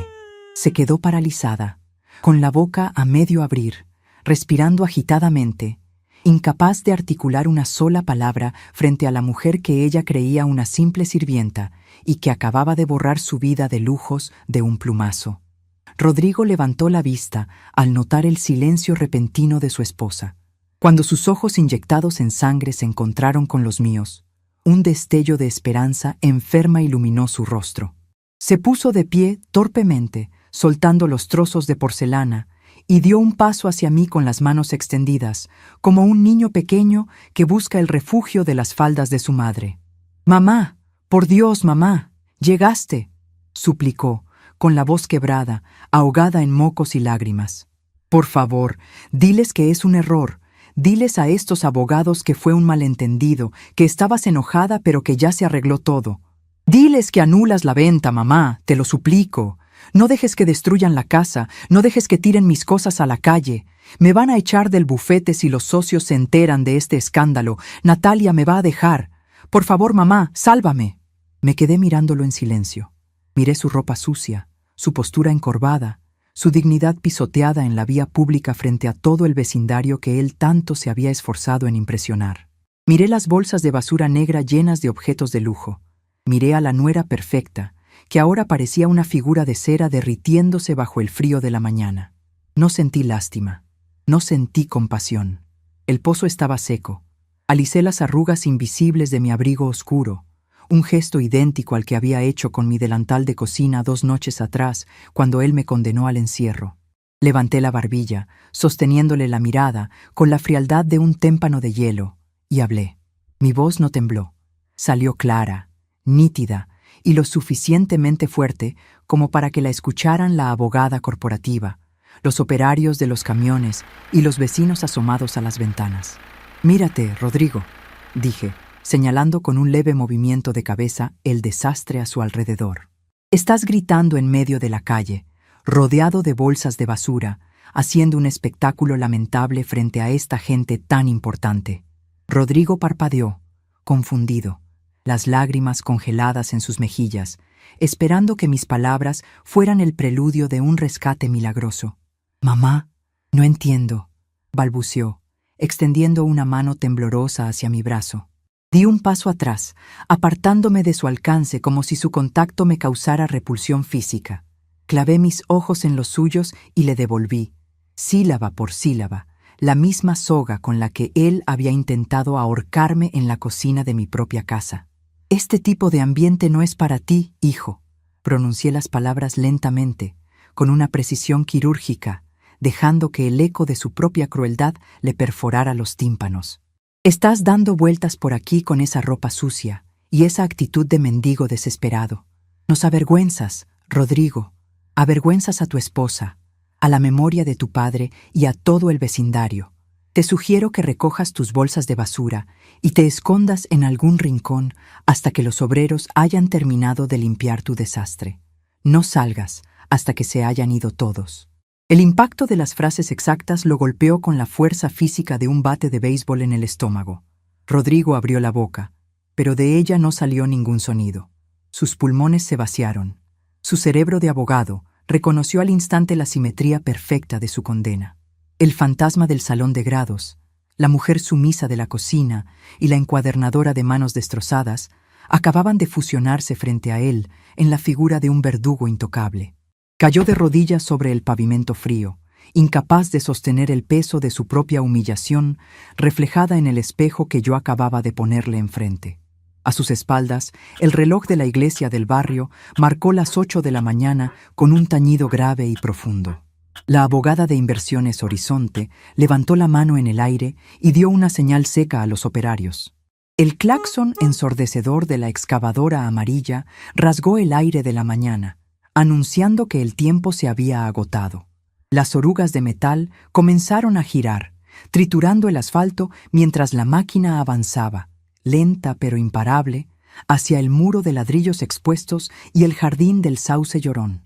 El estruendo de los motores ahogó por completo los sollozos de mi hijo. Me di media vuelta, dándole la espalda a las ruinas de su vida, y caminé de regreso hacia el taxi de don Manuel, dejando que la maquinaria pesada hiciera el trabajo de borrar para siempre todo lo que alguna vez nos unió. El portazo del taxi de don Manuel sonó con la contundencia de un martillazo final, un golpe seco que selló herméticamente el habitáculo y me aisló del caos que acababa de desatar. Me acomodé en el asiento trasero, sintiendo el roce áspero del cuero sintético agrietado bajo mis muslos y el olor a pino artificial que colgaba del espejo retrovisor. Don Manuel no dijo una sola palabra. Con la discreción de un fantasma, puso la marcha deslizando la palanca con un movimiento suave de su mano arrugada y pisó el acelerador. A mis espaldas, el rugido ensordecedor de la excavadora amarilla se tragó por completo los lamentos ahogados de Rodrigo y los insultos histéricos de Natalia. No giré la cabeza. Mantuve la vista clavada en el respaldo del asiento del conductor, pero mis oídos, agudizados por la tensión eléctrica de la mañana, registraron cada segundo del colapso estructural. Escuché el primer impacto metálico. Fue un estruendo sordo, una vibración profunda que viajó por el asfalto helado, subió por los neumáticos del taxi y vibró en las suelas de mis zapatos ortopédicos. La pala dentada de acero había chocado de frente contra el muro principal, ese mismo muro de ladrillos expuestos que yo había limpiado con hidrolavadora y cepillo de cerdas, duras verano tras verano para mantener impecable la fachada. Al golpe le siguió un crujido espantoso, el sonido inconfundible de la argamasa cediendo, de los cimientos rindiéndose ante la brutalidad de la fuerza industrial. Luego, el ruido de los escombros cayendo en cascada sobre el césped húmedo, aplastando los rosales antiguos que tanta sangre me habían costado. Marta, sentada a mi lado, deslizó su mano sobre la mía. Sus dedos estaban fríos por el clima matutino, pero su agarre era firme, transmitiendo una solidaridad silenciosa que no necesitaba adornos. Miré por la ventana lateral mientras el vehículo avanzaba lentamente. La calle residencial, habitualmente un santuario de silencio con sus faroles de hierro forjado y sus buzones de correo inmaculados, iba quedando atrás, envuelta en una densa nube de polvo grisáceo. Ese polvo volaba empujado por el viento, cubriendo las cajas de cartón apiladas en la acera, ensuciando los abrigos de los abogados corporativos y sepultando para siempre la fachada de arrogancia que mi hijo había intentado construir sobre mi espalda. El viaje de regreso al centro de la ciudad transcurrió en un silencio que tenía peso, textura y temperatura. Era un silencio limpio, despejado de culpas, el silencio que sigue a la amputación de un miembro engangrenado. Al llegar frente al edificio de ladrillos rojos donde vivía mi amiga, le pagué a don Manuel con un billete grande que saqué del fondo de mi bolso. Él lo tomó, asintió con la cabeza, tocándose el ala de su gorra de lana gastada y murmuró un «Que tenga muy buena vida, doña Josefina», que sonó a bendición definitiva. Subimos las escaleras del edificio. Cada escalón me recordó el cansancio acumulado en las articulaciones de mis rodillas, pero era una fatiga distinta. Ya no era el agotamiento opresivo de la sumisión, ni el peso de tener que complacer a un tirano doméstico. Era el cansancio físico de una batalla terminada y ganada.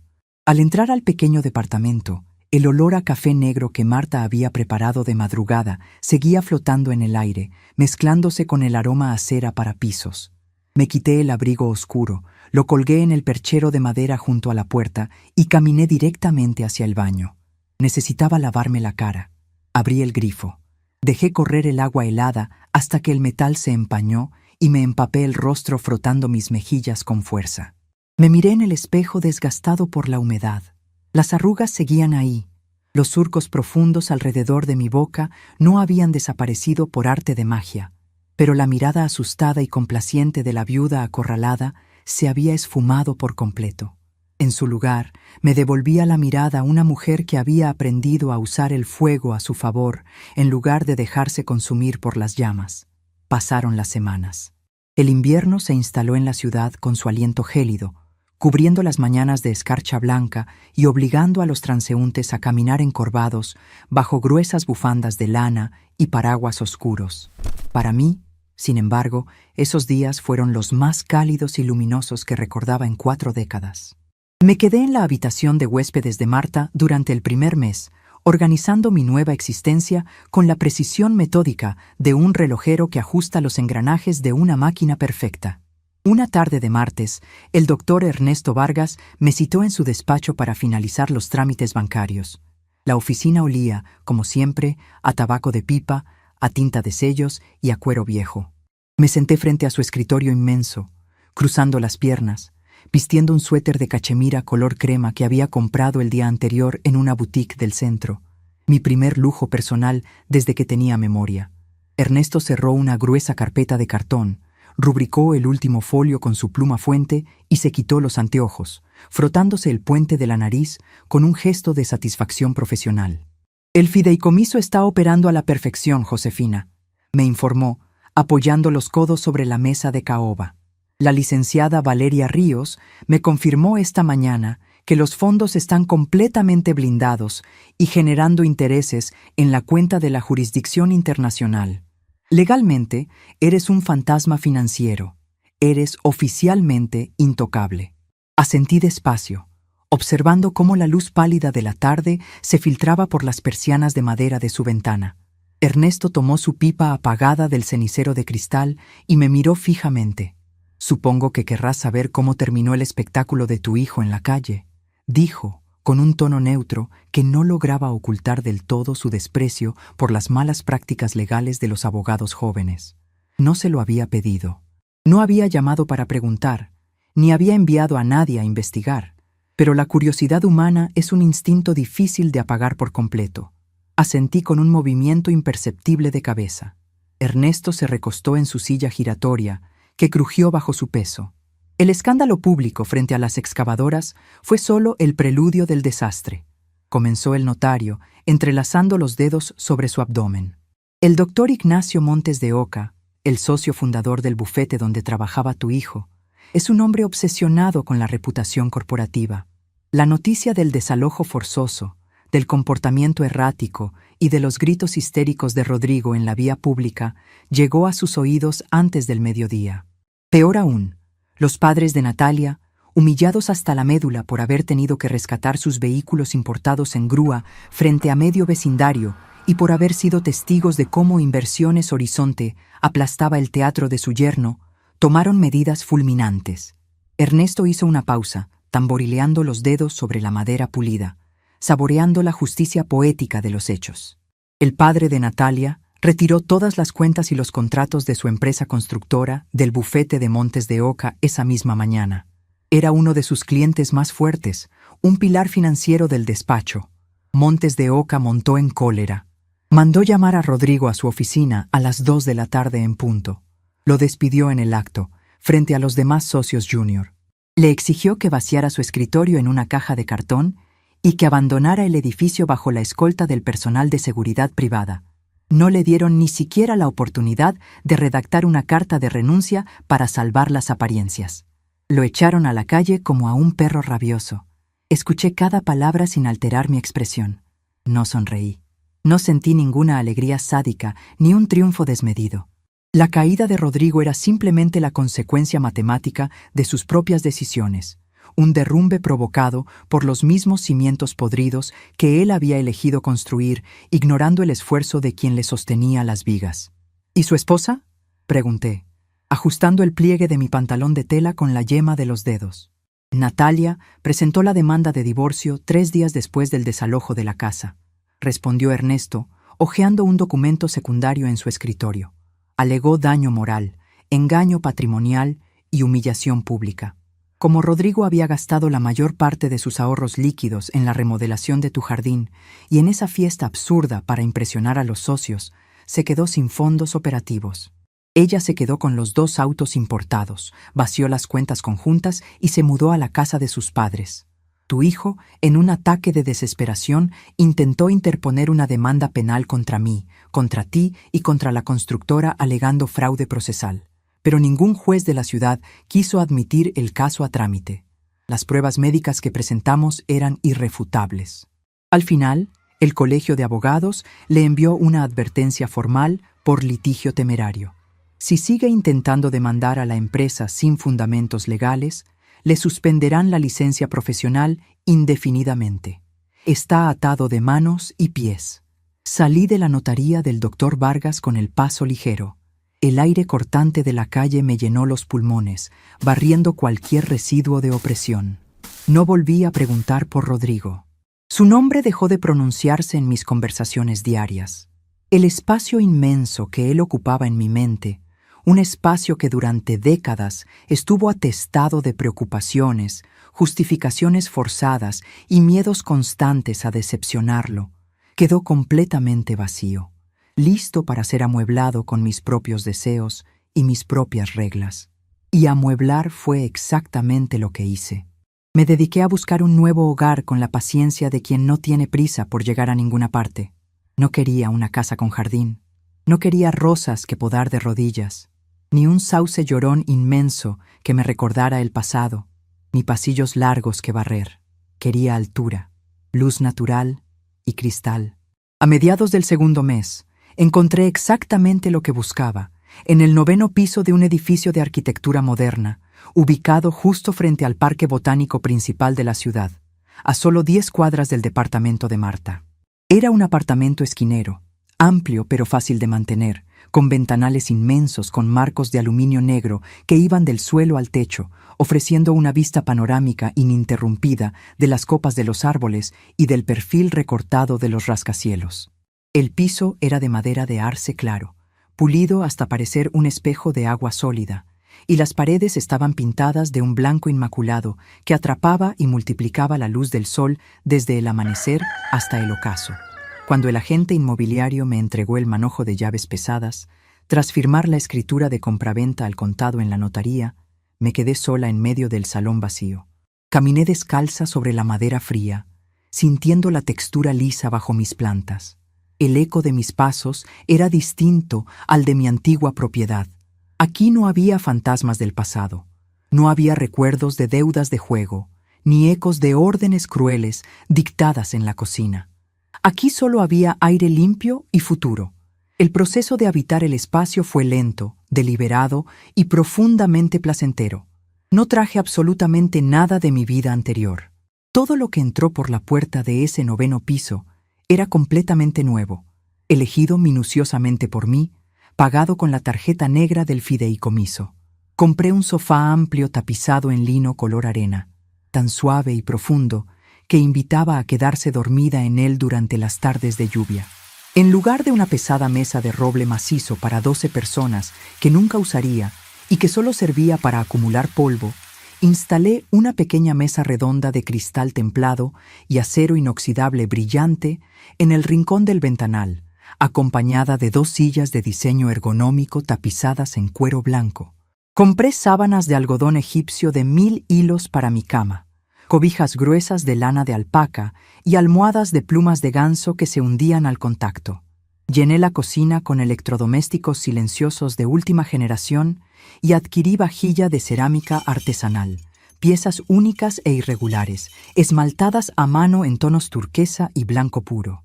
Destiné la habitación más pequeña, la que recibía la luz dorada y oblicua de las tardes, para un propósito muy específico. No iba a ser un cuarto de huéspedes para visitas que no deseaba, ni un trastero para acumular objetos inútiles.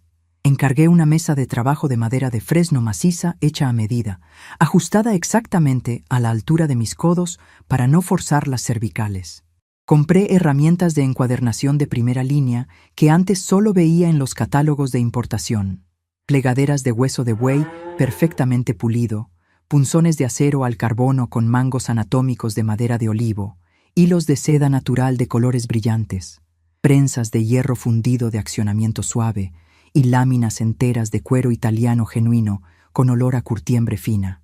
Ya no iba a encuadernar enciclopedias jurídicas polvorientas ni expedientes penales mugrientos por necesidad de supervivencia.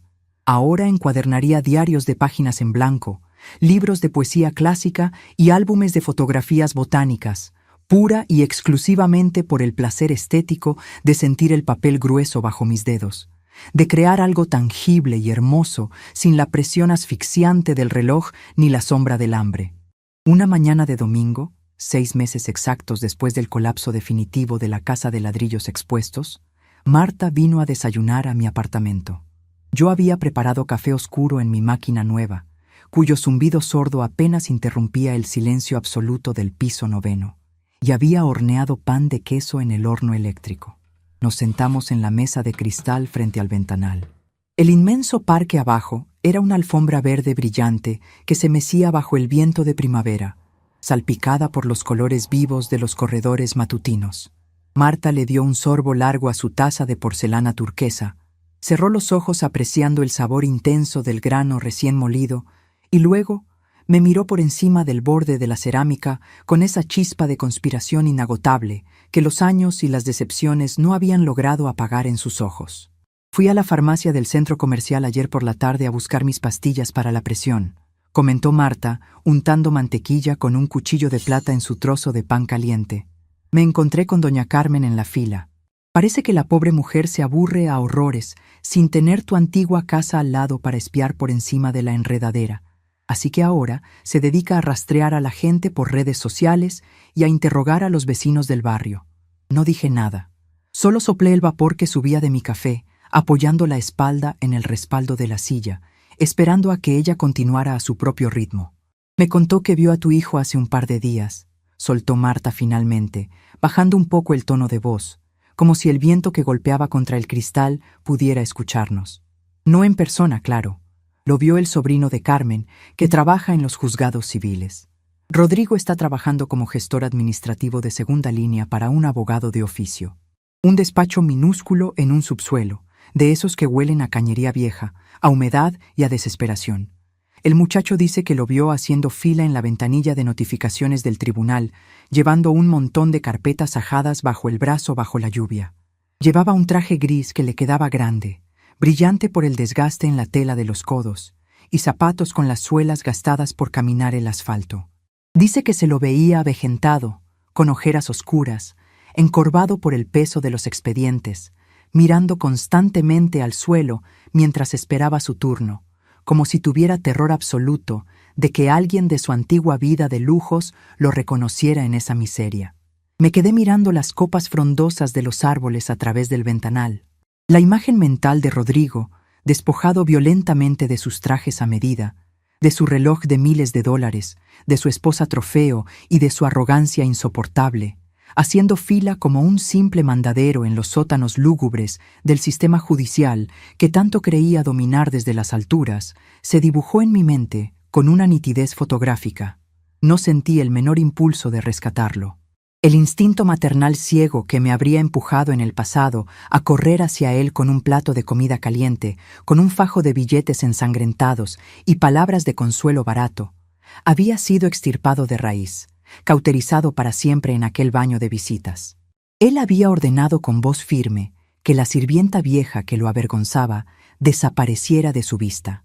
La sirvienta desapareció, llevándose consigo a la madre, al escudo protector y al soporte vital de su existencia. El mundo es un espejo extremadamente cruel cuando te obligan a mirarte en él sin los filtros del dinero ajeno, murmuré, tomando un trozo de pan de queso y llevándomelo a la boca. Espero que aprenda a limpiar su propia suciedad, porque ya no hay nadie que le pase el trapo. Marta asintió en silencio, cambiando de tema con la facilidad envidiable de quien cierra la tapa de un libro que ya dejó de interesarle.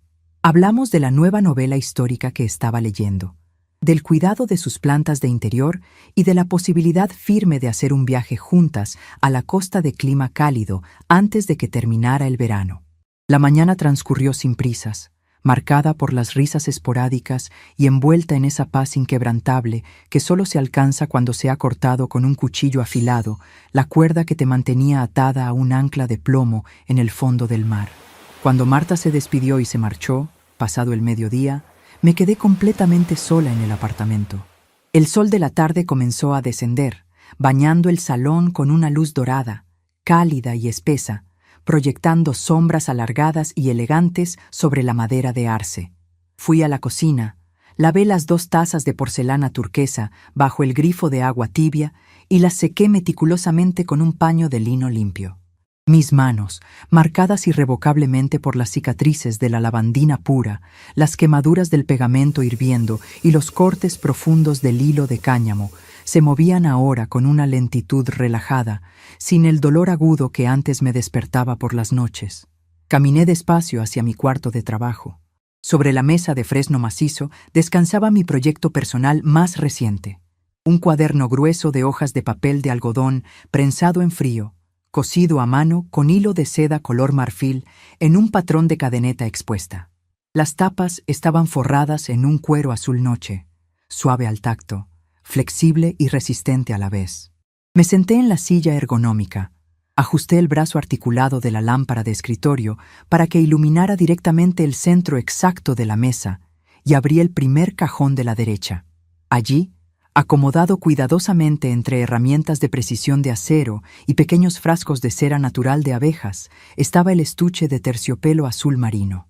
El mismo estuche desgastado por los bordes que, más de 10 años atrás, había contenido la costosa pluma estilográfica bañada en oro que Rodrigo nunca quiso recibir porque le avergonzaba mi presencia en su graduación. Lo saqué del cajón. El terciopelo áspero rozó las yemas de mis dedos, pero el contacto ya no desató ningún recuerdo doloroso, ninguna opresión en el pecho. La memoria había perdido sus colmillos, el veneno se había evaporado. Abrí el estuche con un chasquido suave de la bisagra metálica. En su interior ya no había espacio para ausencias, para mentiras inventadas frente a socios de bufetes, ni para desprecios filiales. El hueco forrado en satén estaba ocupado por un objeto enteramente nuevo. Saqué mis gafas de lectura. Eran unas gafas finas, elegantes, con montura de titanio dorado que había encargado a un óptico de diseño la semana anterior. Eran extremadamente ligeras, perfectas, hechas a la medida exacta de mi vista cansada. Me las coloqué sobre el puente de la nariz, ajustando las patillas detrás de mis orejas. El mundo a mi alrededor se enfocó de inmediato con una nitidez absoluta y rotunda. Los bordes pulidos de la mesa de madera, la textura porosa del cuero azul noche de mi encuadernación, las diminutas motas de polvo bailando suspendidas en el rayo de sol que entraba por la ventana. Todo se volvió claro, definido, innegable. Tomé un bolígrafo de tinta negra de trazo fino, abrí el cuaderno de cuero por la primera página en blanco inmaculado, alisé el papel de algodón con la palma abierta de mi mano derecha y bajo el silencio protector y absoluto de un hogar que era entera y exclusivamente mío, comencé a escribir mi propia historia.